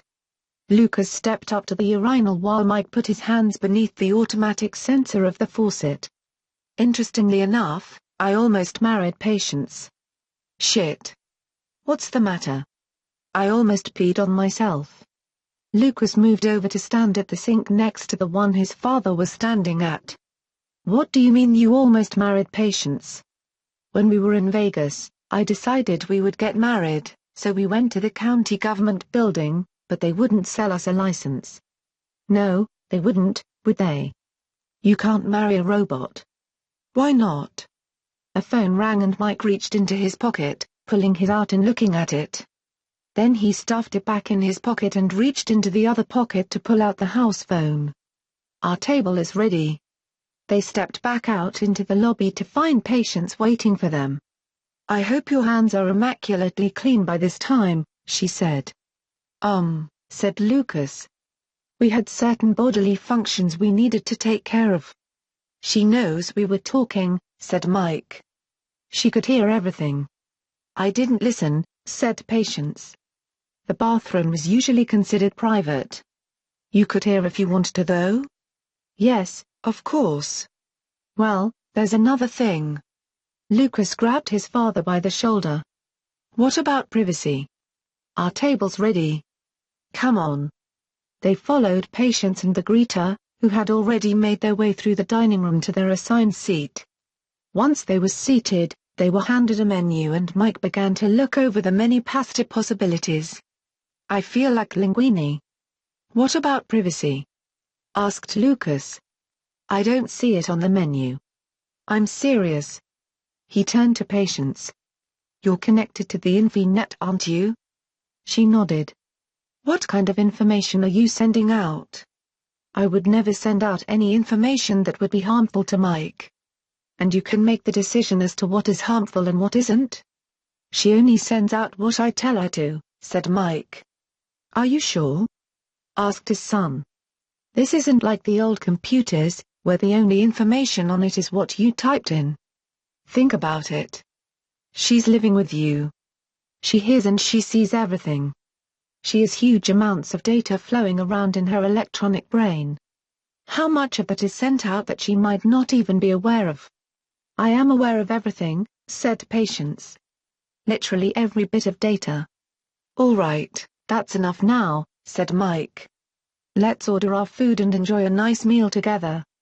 They ordered and ate their meal. Mike had linguine with cheese sauce, while Lucas ate chicken parmesan. Patience drank water. Though they talked a bit about the museum and the tar pits and they talked about Italian food, the conversation seemed muted compared to earlier in the day. Lucas stayed for the rest of the week at his father's house, though he used it for little more than a place to sleep. During the day he visited friends and he spent 2 days with Harriet and Jack. Mike spent his evening watching the Democratic National Convention. The day before he left, Lucas spent several hours with Mike. They talked quite a bit about politics, but they didn't discuss Patience or the question of personal security. Chapter 8. The week following Lucas's visit was relatively uneventful. The Olympics began in Surat and Mike spent as much time as possible watching them. He wasn't much of a sports fan, but the Olympics were different. You didn't get to watch weightlifting, kayaking, and water polo any other time. Mike's favorites though were the track and field events, and those wouldn't be held until the following weeks. On Friday he got up with the expectation of watching beach volleyball and equestrian events in the morning and swimming in the evening. He woke up at 8, shaved, and then showered. When he climbed out of the shower, he was mildly surprised not to find Patience waiting with a towel in one hand and breakfast in the other. But it was not as if he didn't have a towel. There was one right there on the rack. After he had dried off he stepped on the scales. He had already lost 10 more pounds. Looking through the closet he found a new pair of khaki pants, a new brown belt, and new brown shoes. He put them on along with a light blue camp shirt, and then went skipping down the stairs to the kitchen. He found Patience at the kitchen counter, putting the finishing touches on what looked like eggs Florentine. She was wearing gauzy, sky blue teddy that barely covered her perfect ass. It wasn't that she didn't look good in it. She would have made a cardboard box or a barrel look good. It was just it didn't quite seem like Patience's style. When Mike approached her, Patience turned and wrapped her arms around him and kissed him deeply. This too was not quite normal. She usually gave him a quick kiss before breakfast. What's all this about? I have made you a delicious breakfast, dearest. Dearest? You've never called me that before. If you don't want to be called dearest, then I will not call you that. Well, I don't know. It's fine, I guess. Mike sat down and ate. Breakfast didn't quite seem right either. Patience immediately began cleaning up after herself, a task she usually saved until after the meal, preferring to sit with Mike while he ate. The food, while delicious, was far richer than the health-conscious meals that she usually prepared. Mike finished only about half before he was full. As Patience gathered his dishes, he walked into the living room and turned on the VT. He flipped through the browser to the Daffodil site. Pressing the small flower symbol at the bottom of the screen brought the man in the blue jumpsuit onto the screen. "Good morning," said the man. "This is Daffodil Tech Support. For a list of known issues, press 1. For an automatic diagnosis of your problem, press 2. To be contacted by a tech support representative, press 3. Mike pressed 1. Just as he had on the previous time that Mike had checked the tech support page, the blue-clad man on the screen was replaced by a long list of text. The topmost line this time said minor software upgrade. Mike moved the cursor over this line and pressed. A small service software update was pushed through the Infinet 0525 7.12.32, said the next screen. A small percentage of Amonte models may experience slight behavioral quirks. This is a known issue. Mike touched the screen to turn off the VT. When he turned back around, he was startled to find Patience's face only a few inches from his. "Is there a problem?" she asked. "I was just checking on something," replied Mike. "Are you having a problem?" Rather than answer, Patience punched him in the stomach, so hard that he was doubled over with all of the wind knocked from his lungs. Then she grabbed a fistful of his hair with her left hand and bent his head back, so that he was looking up into her right fist as it slammed into his face. Blood fountained from Mike's nose and he felt his head smack on the living room floor. "Christ, Patience, what the fuck?" Patience cut off Mike's exclamations by stomping on his midsection with her bare foot, once again knocking the air from him. Then she clasped the front of his shirt and lifted it and him up into the air as easily as he could have lifted an empty shirt. She looked into his wide eyes. "You didn't need to check anything at all," she said. She threw him against the wall. The edge of the arch between family room and living room dug into Mike's back and his head whiplashed into the wall. He thought he could feel blood running down the back of his neck as well as down his face. Something in that download must have scrambled Patience's brain. She was a robot gone berserk. Mike knew he had to get away, but Patience stood between him and the front door. He made a dive into the family room, thinking that he could cut around into the kitchen and out the back door. Before he had gone more than 2 steps, Patience caught him by the back of the neck and threw him across the family room. He hit the far wall so high up that he landed on top of the upright piano. He crashed down first upon its top, then rolled down to hit the keyboard, rolling again down onto the wooden piano stool, and then finally to the floor. Mike looked up just in time to see Patience crossing the room towards him. With every ounce of his strength, he kicked out, making contact with her right leg just below the knee. Though this attack would have shattered the tibia and if the weight was just right, a fibula too of any human, Patience took no notice, and with her left leg, kicked him viciously in the side. Mike flopped over onto his back, and thought that he could feel several broken ribs spearing his internal organs. He was sure now that he was about to die. Then from the corner of his eye, Mike saw a figure moving across the living room. Patience kicked him in the side. He rolled over. He looked again toward the archway. From his new position on his back, everything he was seeing appeared upside down. Standing at the entrance to the family room was Patience. Another Patience. She was dressed in shorts and top and her pink wedge sandals made her look about 7 feet tall. Even from upside down, the look of fury on this second Patience's face was frightening to behold. Shit, thought Mike. The first one was killing me and she wasn't even angry. What's the pissed off one going to do to me? It seemed to Mike, lying on the floor, that the second Patience simple flew like Supergirl, but his brain corrected him. She had dived across the room into the first Patience, and the two of them crashed past him into the piano. Mike closed his eyes and tried to get up, but it seemed that his family room had suddenly turned into a vacuum. He couldn't manage to suck any air into his lungs. He lost consciousness for a moment, but returned amid fire and white light when one of the Patiences rolled over him. He closed his eyes and willed himself to roll up into a ball, but his body made no attempt to follow his directions. In the meantime the two women, identical in everything but their apparel and perhaps purpose, fought. They made no shouts or curses or cries. They did not speak, though there was plenty of sound. When one picked up the piano and hit the other with it. When one shoved the face of the other through the wall of the family room and into the living room. When one kicked the other's body so high that it broke off 3 of the 4 blades on the ceiling fan. Mike thought about trying to crawl out the front door, but again his body failed him, and he lapsed into unconsciousness once more. When he opened his eyes again, Mike was looking up into Patience's face. At first he tried to pull away, but her beautiful, smiling eyes told him that it had all been a horrible dream. Then he took a deep breath and felt the burning in his chest and realized that it hadn't been a dream at all. Looking around the room without moving his head, he thought idly that the room resembled the video of those homes hit by Hurricane Kirk. Patience gently brushed his face with her hand. "Are you all right, Mike? What happened?" "It was an imposter," she replied. She must have come in when I was gone. Where were you anyway?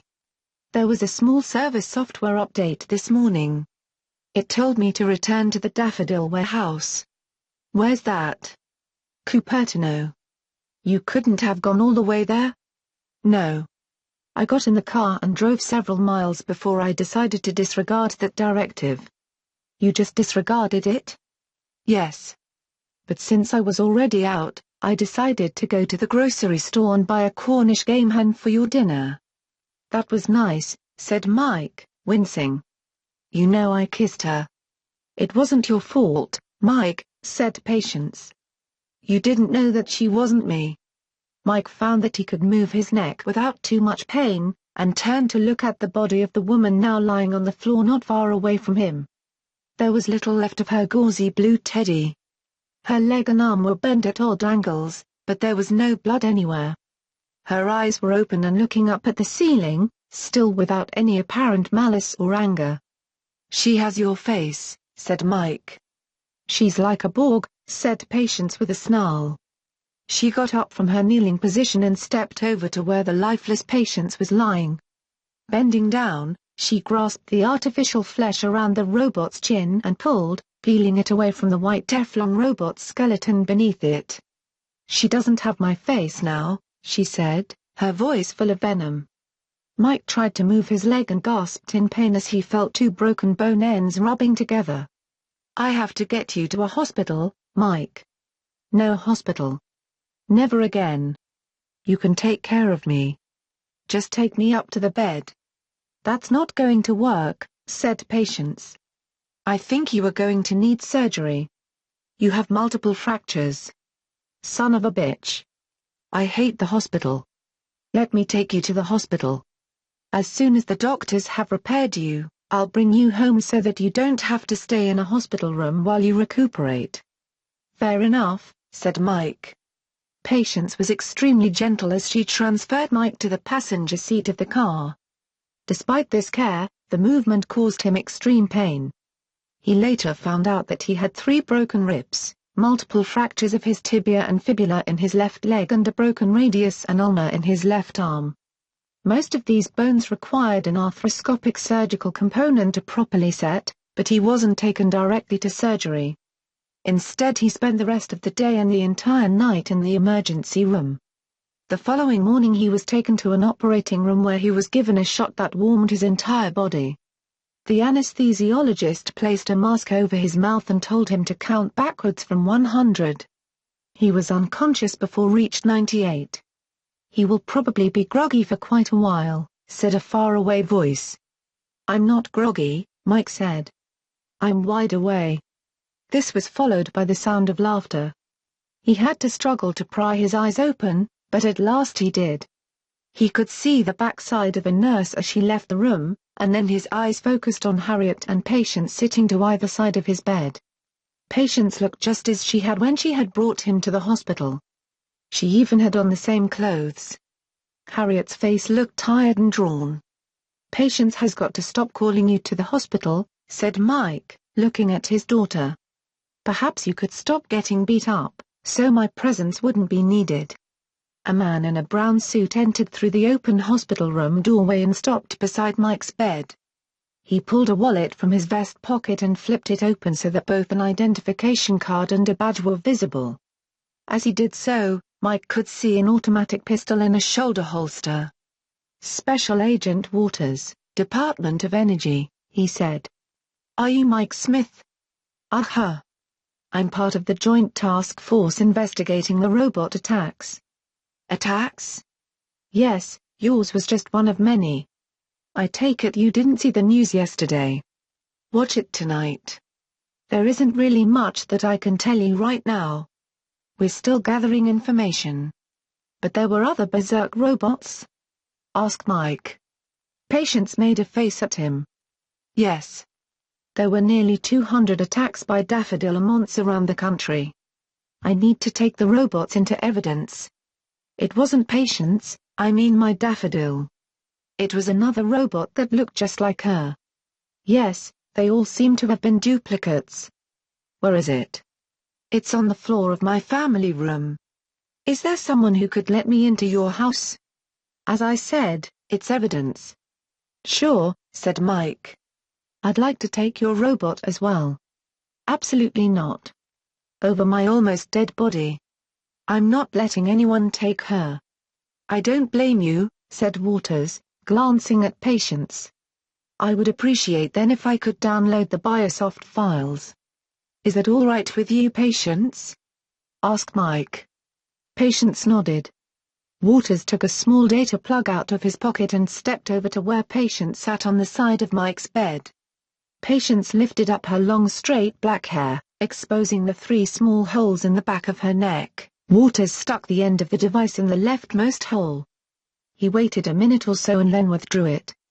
I'd like to pick up the other robot as soon as possible, he said. I suppose Patience can go and let you in, said Mike. I'll do it, offered Harriet, then turning to her father. Then I'm going home and get some rest if you don't mind. Get some rest, sweetie, said Mike, as Harriet kissed him on the cheek and then left with Agent Waters. Are you all right? He asked Patience. She nodded. You looked very scary there, when you were fighting the other imposter, offered Patience. When I saw her hurting you, it made me very angry. Well, this is all very queer, said Mike. I'll be glad when they figure out what's going wrong. It's one thing for a robot to go crazy, but for robot duplicates to just show up out of nowhere it looks like someone is plotting to take over the world with daffodils. Do you suppose a plan to take over the world would start with a middle school geography teacher? Mike shot her a dirty look. Well, as I said, it's just queer. I hope it doesn't make people anti-robot. You know, if you were a person, I would say that you were a little bit paranoid about the whole anti-robot thing. Just then a phone rang. Mike instinctively looked toward the hospital phone on the side of the bed, even though he could tell by the ringtone that it was his own phone. Patience pulled it out of the tiny little black purse that she had hanging on the back of a nearby chair. Hello. Yes, hello Lucas. Of course you may speak to your father. One moment please. Patience handed Mike the phone. Dad, listen very carefully and do what I tell you. Okay. Tell Patience to go upstairs or something, then get your keys and get out of the house as quickly as you can. Lucas. No, Dad. Listen. You've got to get away from her. Have you been watching the news, son? You're damn right I have. Dad, people are being killed by their daffodils. It's imposter robots who are doing the damage, explained Mike. We've already been through that here and the police are picking up the rogue robot right now. Patience kicked its ass. And you're all right? I'm fine. Don't worry. That's a relief. I was working and one of my buddies told me what was on the news. I ran to the VT and caught the last 2 minutes of the story. Well, I'm fine, said Mike again. Good. Well then, I'll get back to work. Do that and don't worry. Bye. Mike pressed the button to terminate the call and looked up into Patience's questioning eyes. You're wondering why I didn't tell him the whole story, about ending up in the hospital and all? Patience nodded. I could say that I didn't want to worry him, but mostly it's because I'm feeling really tired all of a sudden and I want to sleep. That's a good idea. You need to recover. And I want you to stay right here while I do. The way things are going I might need you to protect me. And I want to make sure nothing happens to you either. That's very sweet, Mike, Patience said as she began to tuck him into bed. By the time she was finished, he was asleep. Mike rolled over to look at the bed next to him. Tiffany was lying there. There was blood all over her, but it wasn't flowing. It was all just one big scarlet stain. He looked at her arm. It was mangled and torn. The blood should have been pouring out, but it wasn't. Her legs looked as though someone had twisted them completely around, so that her feet still pointed in the same direction that her hips did, but everything in between was wrong. This is another dream, said Mike. This is another dream about that night 11 years ago. This isn't real. Harriet burst in the room. Aggie. Chapter 9. Mike woke up the next morning feeling uneasy. Patience was not there. He gingerly sat up and climbed out of bed. When he found out that he couldn't reach the closet while still connected to the monitoring wires, he peeled them off and hobbled across the room, retrieved his clothes, and got dressed. It gave him a strange sense of satisfaction that he was almost dressed before any of the nurses came to check on his apparent cardiac arrest. He waved off their angry comments. However, the last laugh was on him. They made him wait hours before he could check out. Lying back on the bed, now fully dressed, Mike turned on the VT with the remote. Tanya Marquez's face appeared on the screen. The VT was smaller than the one that Mike had in his family room and made the newscaster's famous mole appear much smaller than it did at home. The story that Miss Marquez was in the midst of reporting immediately caught Mike's attention. Of Daffodil Monty models in at least 200 cases. Federal agents raided the Daffodil corporate headquarters, seizing computer files and other records as well as a number of undelivered robots. More as this story develops.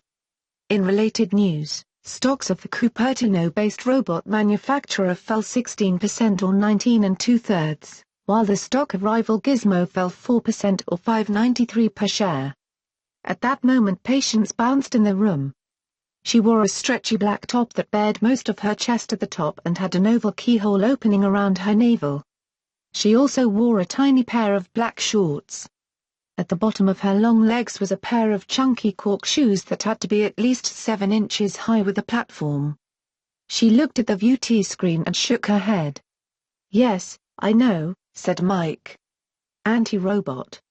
There have already been cases of people attacking robots across the country, and hundreds of listings for personal robots have gone up on eBay in the last 24 hours.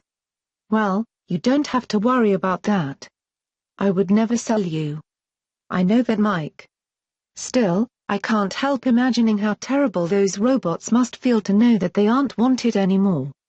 When Mike was finally checked out, he exited the hospital front entrance via wheelchair feeling a very strong sense of déjà vu.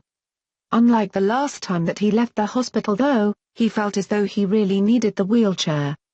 With his left leg and left arm in a cast and a thick wrapping of bandages around his middle, it was quite an effort just to get into the passenger side of the car. Once back at home, Patience helped Mike into the house and sat him down in his recliner in the family room. All damage that resulted from attack of the robot imposter had been repaired with the exception of the piano, now little more than a pile of rubble sitting against the wall. "I wanted to have everything back in order before you came home," said Patience. "But I don't think my carpentry skills are up to repairing a piano, and the music store said they only tune them. I think we should just push it out front for the recycle man," said Mike. "I only bought that because one of the kids that's funny. I can't remember which of the kids was taking piano lessons. In any case, it's not as if it was a family heirloom or anything." The next morning when he made his way into the family room, Mike found the piano had been removed and a decorative room divider was in its place. He plopped into his chair and pulled the lever to raise his feet up. Then he clicked on the VT. The scene that came to life on the screen was a press conference at the Department of Energy. For everyone to know that their robots are safe and that this was a single occurrence of malicious programming. The entire incident involves a group of programmers at Daffodil who were using the Monty model robots to gather information on their owners. This information was then used in a complex identity theft scam. It was only when a small number of the robots refused to send personal information on their owners that the plan began to unravel. The scammers first attempted to reprogram the robots in question, but this caused a fault, shutting them down, and bringing the unwanted attention of other Daffodil programmers. Finally, in a last-ditch effort to cover up their illegal activities, the scammers tried to replace the Monty models with identical robots, but this failed in most cases, as the poorly programmed replacements malfunctioned and the original robots refused to return to the factory. "How many people have been affected by the identity theft?" asked a reporter. "Everyone who owns an Monty model Daffodil should take steps to secure their banking and credit accounts. But those who own the Monty models that refused to send the information did not have their personal information compromised?" asked another reporter. While that seems to be the case, the Department of Energy recommends that all owners of Daffodil or Monty robots take measures to ensure that their personal information is secure. Mike jumped a bit when Patience appeared at his elbow with a slice of pumpkin bread and a glass of milk. He turned off the VT and then accepted the breakfast.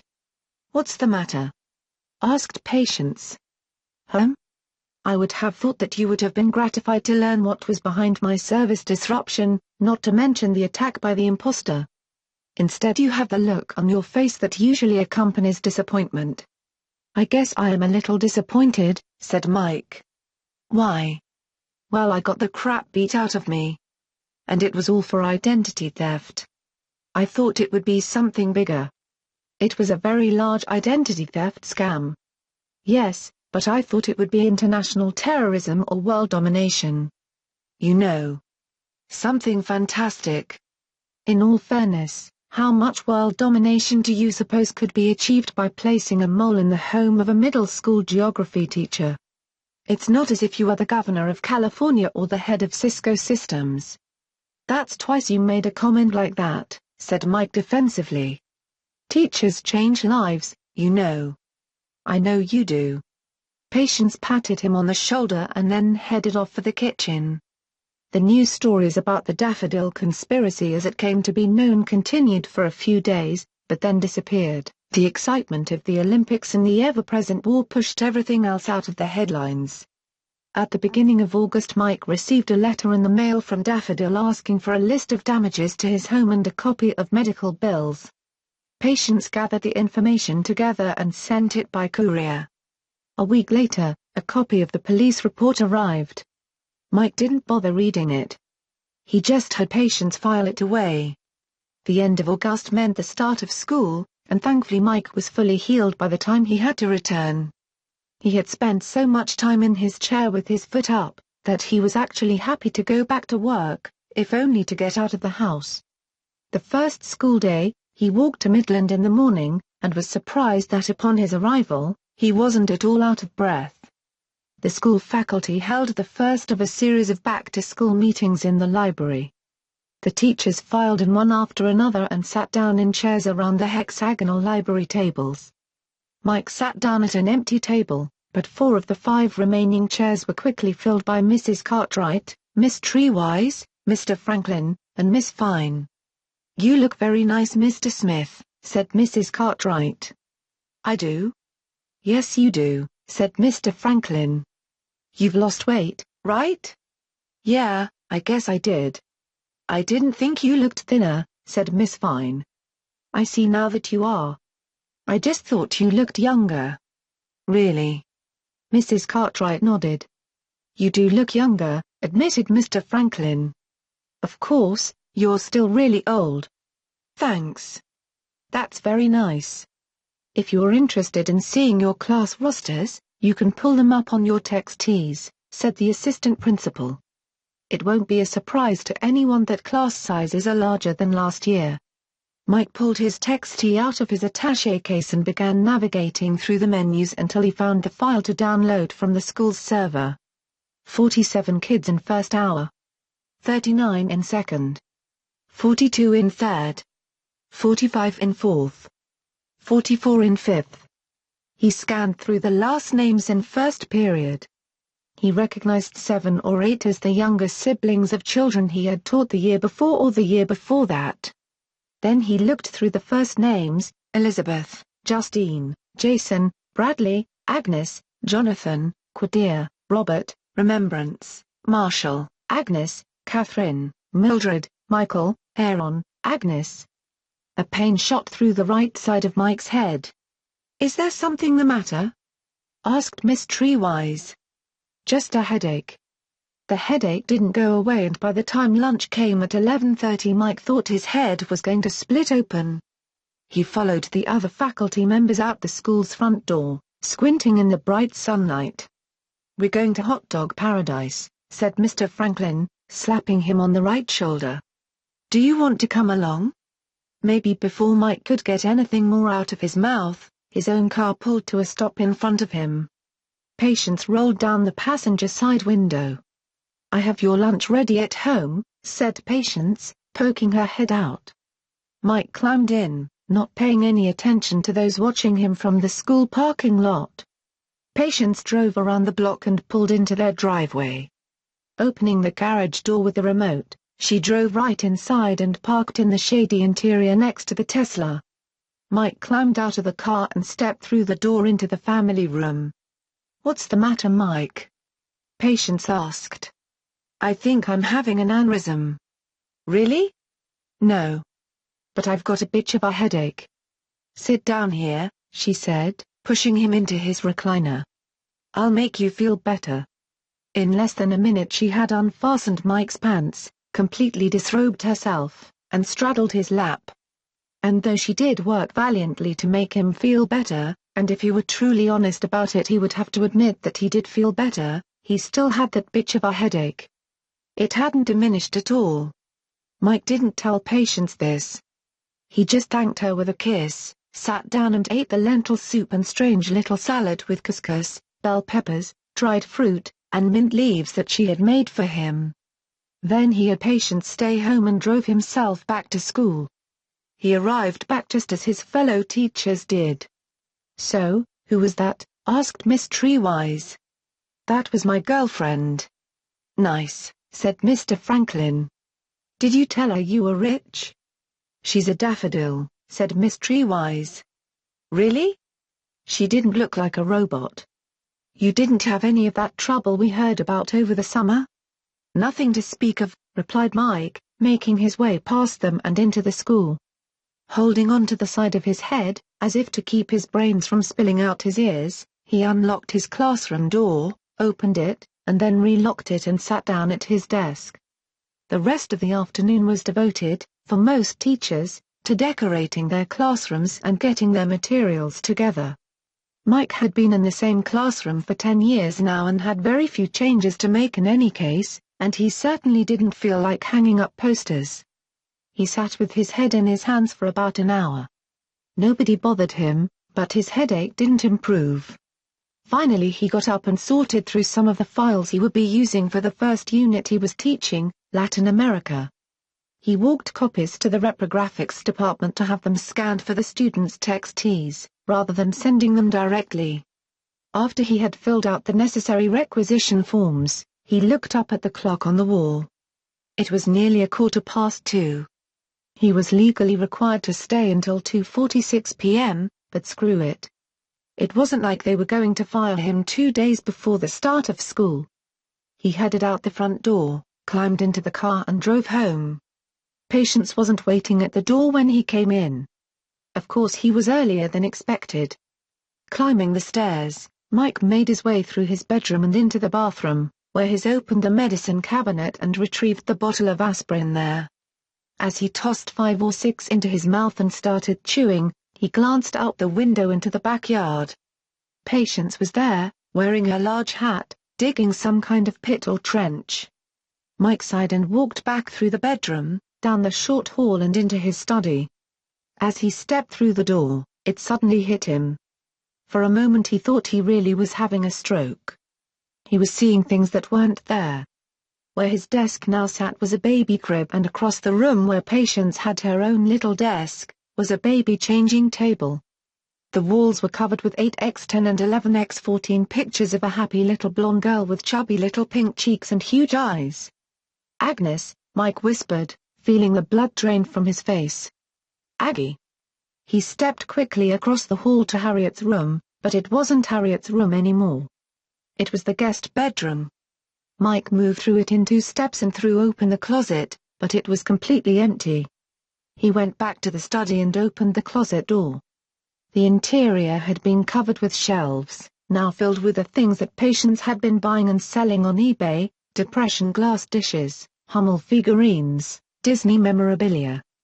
On the floor in the back of the closet were 6 brown storage boxes. Mike pulled the first one out and opened it. It was filled with brochures from family trips, old maps, movie ticket stubs, and pressed flowers. He pushed it aside and opened the second box. This box was full of frame pictures. Lifting the topmost picture frame and examining it, Mike looked into his own eyes. No, not his own eyes. The eyes of a Mike Smith that existed 15 years ago. This Mike Smith was looking directly into the camera and smiling the type of smile that said he had everything he ever wanted. To his right was his wife Tiffany, with her happy grey eyes and that twisted smile that was just a bit too playful to be called a smirk. His almost grown daughter Harriet, with her hair pulled back and thick glasses hanging from chains like an old-time librarian, held onto his left arm, and his teenage son Lucas in his Boy Scout uniform, stood to his far right. And in Mike's arms was a perfect little baby, with chubby cheeks and a smile like Christmas, and just a bit of that soon-to-be awesome blonde hair. Aggie. Aggie. How could I forget you? He saw it all again, only this time it was a memory and not a dream. Tiffany was lying on the hospital bed, her body broken and bloody. Her mangled arm and crushed hips were far more alarming than the tiny bump on her head that had actually killed her. And just beyond her, on another hospital bed, lay little Aggie. She was several years older than she appeared in the framed picture, a precious 4-year-old that would grow no older. Traumatic amnesia, said Patience's voice from the door. The memory of her death was so painful that you took down all the pictures of her and boxed them away. Then your mind did the same thing to your memories. I remember everything now, said Mike. And he did. He couldn't stop the flood of memories suddenly rushing around his insides. We didn't even really want another kid. Harriet and Lucas were almost grown up. But nobody in the world knows this but me. Tiffany had this kink about getting pregnant. She really got a thrill from the possibility. Her favorite sex talk was about getting knocked up. Even when she was young, before we met, she hadn't used birth control. She was just lucky she hadn't gotten pregnant before. She never took pills, so after we decided that 2 kids was enough, I used condoms. Then after a couple of years, Tiffany wanted to spice things up. She started opening the boxes of condoms as soon as we bought them, and she would poke holes in half of them. I suppose it was only a matter of time, but it was almost 10 years. Before Agnes was born, offered Patience. God, she was perfect. The cutest baby. She didn't even cry. She used to fall asleep in my arms every night. As soon as she was able to sit up, I started reading to her every day. Well, when Harriet was little, I was finishing my master's, and then Lucas came along and I was working 2 jobs. I suppose I was so happy to be able to spend time with Aggie. I guess I gave her all the attention that I had wanted to give the others. And then she was dead. The police said that Tiffany was probably bending over to get something, God only knows what, and she veered into the other lane. Aggie was in her little seat. Tiffany always buckled her in. But well, it was a head-on. Patience put her hand on Mike's shoulder, but he pulled away and stood up. I want to put these pictures back up, he said. I know where they all go, said Patience. Mike looked at her. I saw pictures in the scrapbooks that show them hanging. Mike nodded and walked out of the room. He went downstairs and climbed into the car. Pulling out of the driveway and steering his way to the end of the block, he wasn't conscious of his destination, but something down inside him knew where to go. He turned into the cemetery and drove very slowly to the southeast corner, parking a short distance from Tiffany's grave. He got out, leaving the car door hanging open, and walked across the newly mowed grass. He briefly brushed off Tiffany's marker and then moved on to that other grave. He dropped down to sit next to the tiny little angel statue which wore a nightgown and held a flower in her left hand, her right hand raising a handkerchief to her eye. Agnes Winnie Smith. 2016-2021. Mike lay back on the grass next to the little grave. And he cried. Chapter 10. The first quarter of the school year flew by. Despite the fact that classes were larger than ever, the children were more obnoxious than ever, parents were more clueless than ever, and the administrators were more useless than ever, Mike thought that things were going pretty well. It was, he mused, probably because he was one hell of a teacher. He felt more organized and prepared than he had in years, and he certainly had more energy. He walked to and from school almost every day. 3 days a week he went to the gym afterwards too. Each day at lunchtime, the other teachers at his table would watch him as he unpacked the carefully crafted meal that Patience had sent with him. The students and teachers at school saw Patience only occasionally. This was not because Mike was ashamed of her, but because he remained as he had been before her arrival, essentially a homebody. They went out to dinner once a week, and Patience would provide pleasant conversation, though she didn't eat. Most nights though, they stayed home. She fixed him a dinner more than equal to those they found at restaurants, and then they usually watched a movie on VT. Increasingly this was followed by some sexual activity, and Patience confirmed Mike's opinion that his libido was on the increase, though he declined her offer to graph it for him. Mike carefully watched the unfolding election. Though he was loath to throw away his vote by choosing the Greens, in the end there was just no way he could live with himself voting for either Barlow or Wakavia. Mendoza was the right person for the job. So he resigned himself to the fact that his candidate was going to lose and put a bright green Mendoza McPhee 32 bumper sticker on the back of his Chevy. Then fate stepped in. In early October, a series of announcements by Ford, Gizmo, Intel, and other major manufacturers pushed the market up past 20,000 for the first time. The government's monthly economic indicators were even better than expected, and it shot up even more. Then at the end of October, President Busby announced that the Chinese had brokered a deal in which the Russians would pull out of Antarctica. The war was over and the United States and her allies had won. The first troops began arriving home November 2, just 2 days before the election. Patience produced a dinner of barbecue ribs and chicken, potato salad and coleslaw, and apple cobbler on election night. Harriet and Jack arrived early and they all gathered around the VT in the living room to watch the returns. The 29th Amendment provided a national set time for elections. The polls were open from 7 a.m. to midnight, Eastern Standard Time. Of course 95% of the voters, Mike included, had voted during the previous 2 weeks on the Internet. By law, the news outlets were not allowed to announce winners until after the polls closed. Even so, when 4 o'clock hit, the states on the VT screen began filling in with color at a remarkable pace. Mendoza reached the required electoral votes well before the small party watching in Springdale, California had finished their meal. The Republicans took the New South, Alabama, Mississippi, Georgia, Florida, Cuba, and the Virgin Islands. For a while it looked as though the only state to go blue would be Puerto Rico, but then after the winner had already been declared, California, Washington, Oregon, Hawaii and Pacifica were filled in with blue. Mike's disgust that his vote had in fact not counted, since Wakavia had won California, was ameliorated by the fact that his candidate had won the election. Evelyn Mendoza would become only the second female president of the United States, having won the remaining 43 states and a whopping 407 electoral votes. It was late that evening, after Harriet and Jack had gone home, after the talking heads on the screen had finished interviewing the winners and losers, campaign workers, and supporters, after the victory and concessions speeches, as some of the many ballot questions were being reviewed, that Mike sat bolt upright. In Massachusetts, voters had passed a non-binding vote in support of their state's governor, who had earlier in the year signed an executive order allowing marriages between human beings and robots. How had he not heard about that? Patience? Her smiling head popped around the corner from the kitchen, where she was putting away the last of the dinner dishes. Did you know that humans and robots could get married in Massachusetts?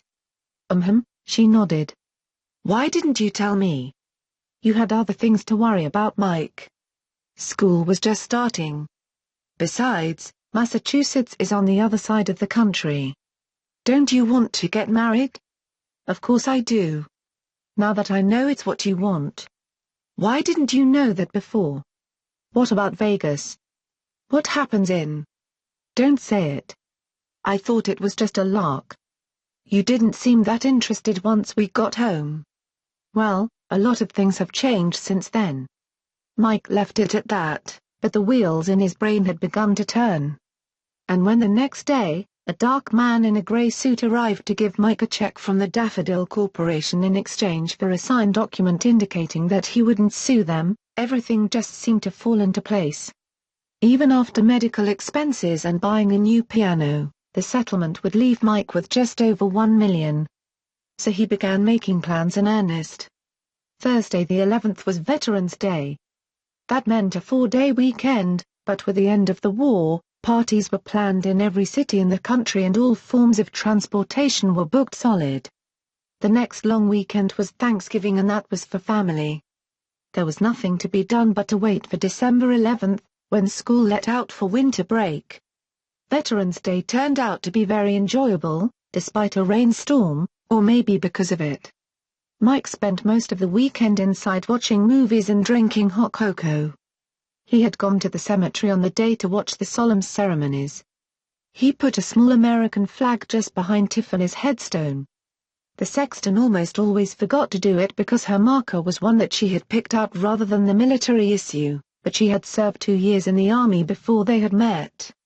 He put a white rose on Aggie's grave. Thanksgiving was quite warm. They could have eaten in the backyard and been quite comfortable. Patience had not only designed and built a large redwood deck and a brick barbecue pit. She had completely landscaped the entire area with water-smart desert plants and trees, with a walkway winding here and there. She had even dug a faux stream and lined it with round rocks, then built a redwood footbridge over it. But it just didn't seem right to Mike to eat Thanksgiving Day turkey on the patio, so they ate indoors. Harriet and Patience had coordinated the meal, turkey of course. Cranberry, apple, and butternut squash chutney. Mashed potatoes and gravy, sautéed green beans, corn chowder, and sweet potatoes. Lovely dinner rolls with butter. And pecan, apple, and pumpkin pies. Everything was perfect. They had invited Jack's mother and when she showed up, it was all Mike could do to keep a straight face. Her new boyfriend was not a robot but he looked younger than Patience or Harriet, and was much younger than Jack. With Lucas's arrival, it made it a true family get-together, and Mike had to admit that he had a great time. Mike didn't tell either of his kids his plans. He was sure that Harriet would be completely supportive. In fact, in the past few weeks, she had called up to talk to Patience more than she did to talk to him. He thought that Lucas would probably be alright with it too, now that he was sure about Patience's security profiles. But, why bother the boy? Better to let him know afterwards. They left after school on December 10th. Patience had packed everything they needed for a 2-week trip and she had secured the house. Mike had thought about driving cross-country but that was too exhausting and there was no way that he was going to climb into the aerial cattle cars that made up the fleets of the country's 2 remaining airlines. That left the maglev trains. The normal commuter rail was comfortable enough for the short haul, but not for 3,000 miles, so Mike purchased tickets on the Spirit of America. They were expensive, $40,000 apiece, round trip, but Mike was giddy with a newly heavy bank account balance. The 2.5-hour drive to Anaheim was easy enough and they spent the night at the Sheraton, just down the street from John Lasseter Station. The next morning they checked out and drove to the station, placing the car in long-term parking. The recommendation was that passengers should arrive 2 hours before departure, allowing 1 hour to check in, and 1 hour to get situated once on the train. Mike and Patience walked in the huge revolving door of the station at exactly 2 hours before the 10:26 departure time. In actuality, they spent less than 30 minutes picking up their boarding passes and checking their luggage. Then they found themselves on the loading platform next to the massive red, white, and blue train. It didn't look all that different, other than its splendid paint job, from any of the maglev commuter trains that ran up and down the length of California. For that matter, it didn't look much different, if one didn't look underneath, from the passenger trains of a century past. Once they stepped on board, however, Mike and Patience found a world of difference. Inside it was much more like a luxury hotel than a train, a long thin luxury hotel. Their suite couldn't have pleased Mike more. It was a tiny little room with 2 comfy stuffed seats, a small table, and a third, less than comfy chair. At night, a double bed folded down from the wall covering up the seating. The bathroom was almost as big as the bedroom lounge and featured its own shower. Mike sat down and kicked off his shoes, relaxing and looking out the window, which faced a large strawberry field. Patients left the room and returned 20 minutes later with their luggage, which she unpacked into the closet. "Did you see how many cars this train was pulling?" asked Mike. "They're called coaches," Patience informed him. "And there are 22 of them." At precisely 10:26 a.m., on schedule, the train began to move out of the station. Unlike old-time trains, it didn't buckle and jerk when it started. It didn't rock either. It slowly but steadily pulled forward, accelerating until it was moving well over 40 miles per hour. Once it reached the edge of the city, it would accelerate to almost 200. "I was going to ask for a detailed itinerary before we left," said Mike. "But I forgot." Patience pulled a heavily laminated brochure from a pocket on the inside of the cabin door and handed it to him. "Oh." Mike examined the document. "This is all our times, but it doesn't list the cities." "Oh, wait. Here they are. They should have put them over here instead of on the last page. They have everything listed by the name of the station. I mean, who cares if the Salt Lake City terminal is called William Jackson Palmer Station?"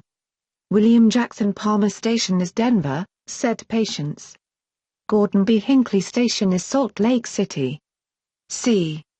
It's easy to get confused. I mean, who really knows who William Jackson Palmer is anyway? And before you say it, I mean, who besides you?"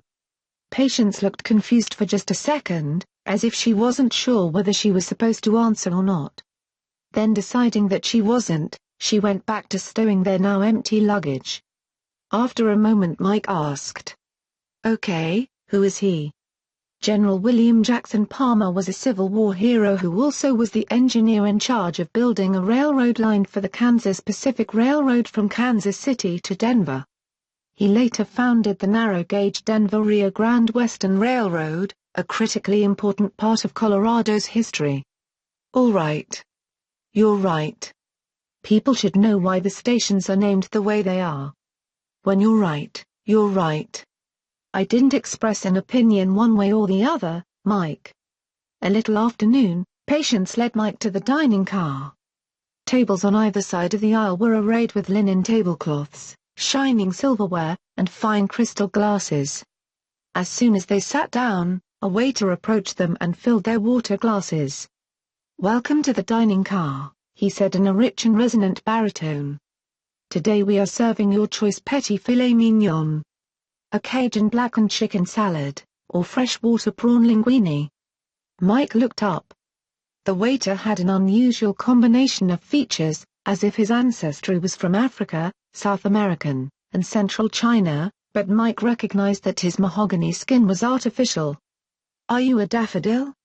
"I am a robot and I am your waiter," came the reply. "That is all that I am permitted to discuss about myself."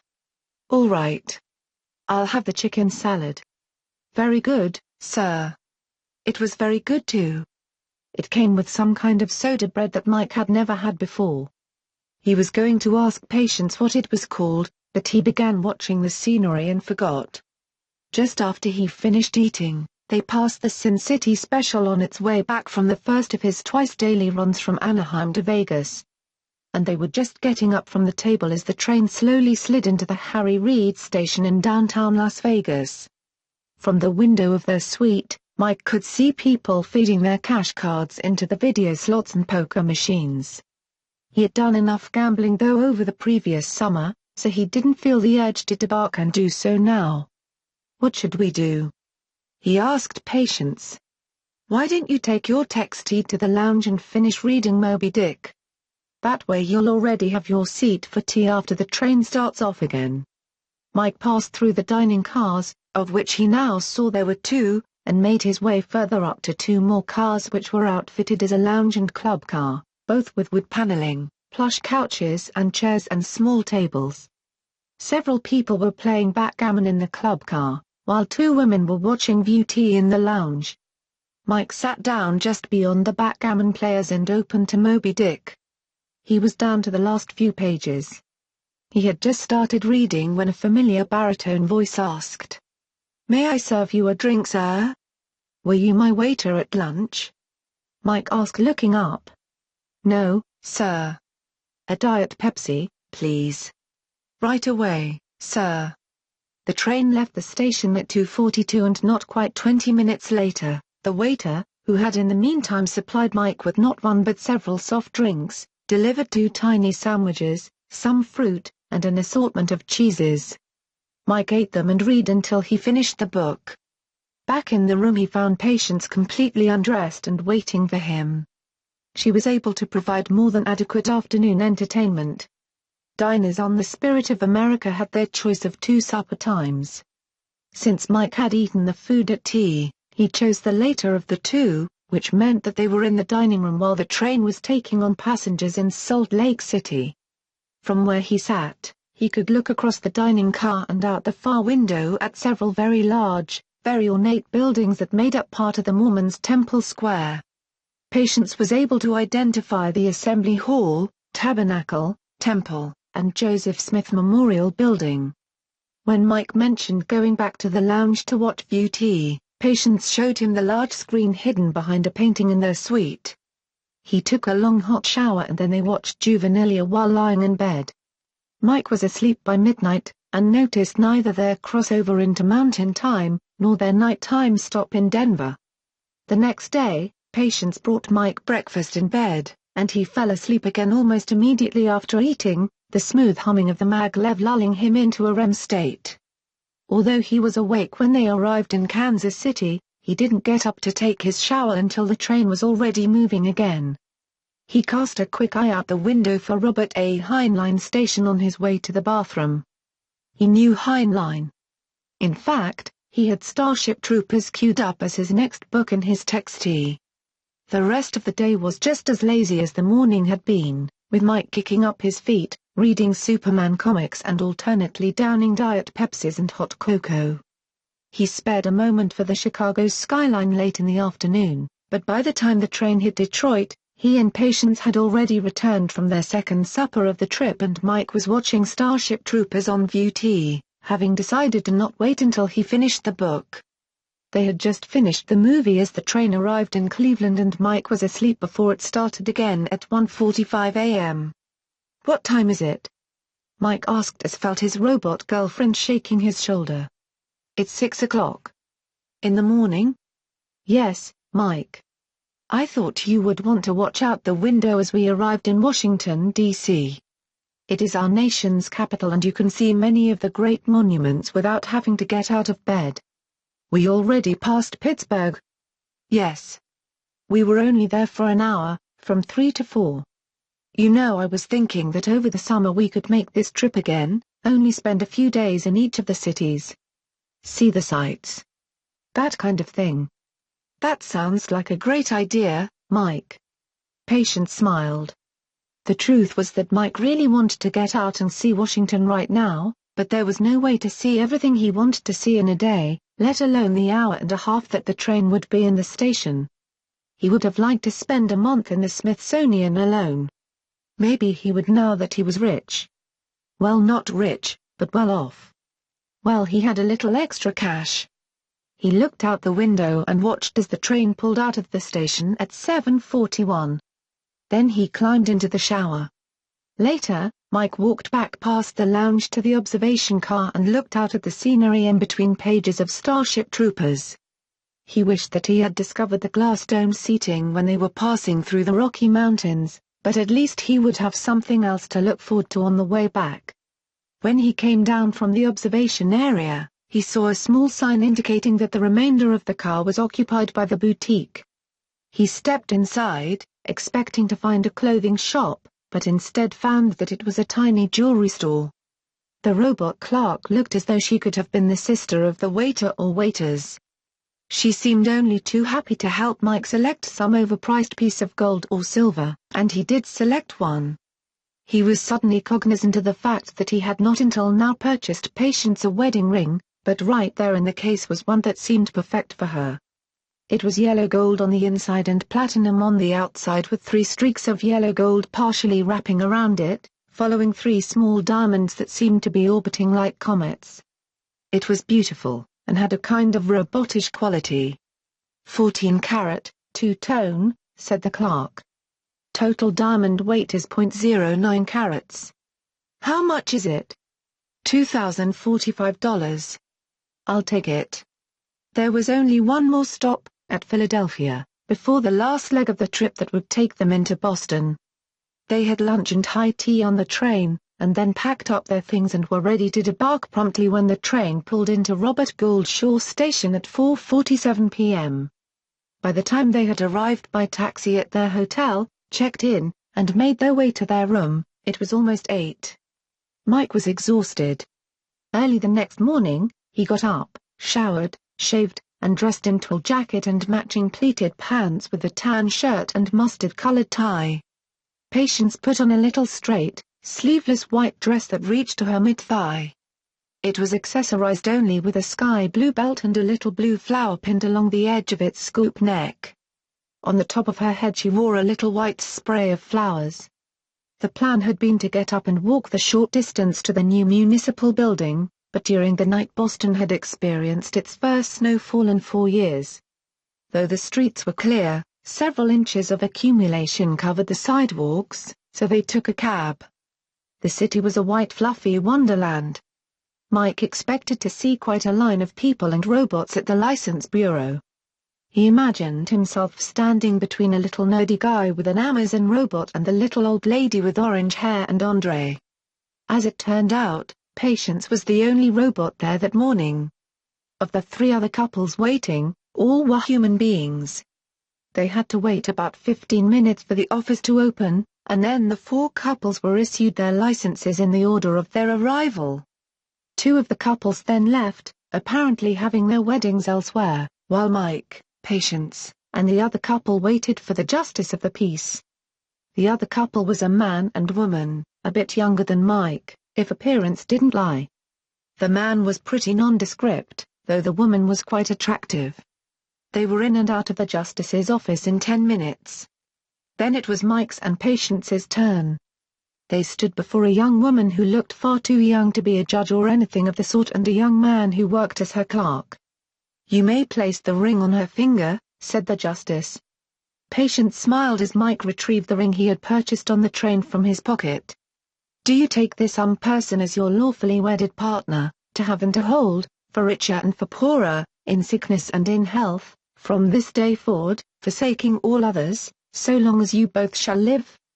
"I do," said Mike. The justice turned to Patience. "Do you take this man as your lawfully wedded partner, to have and to hold, for richer and for poorer, in sickness and in health, from this day forward, forsaking all others, so long as you both shall live?" Patience smiled.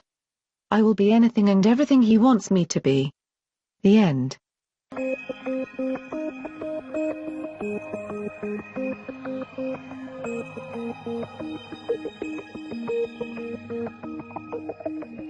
This story was brought to you by the YouTube channel, This Week in Audiobooks.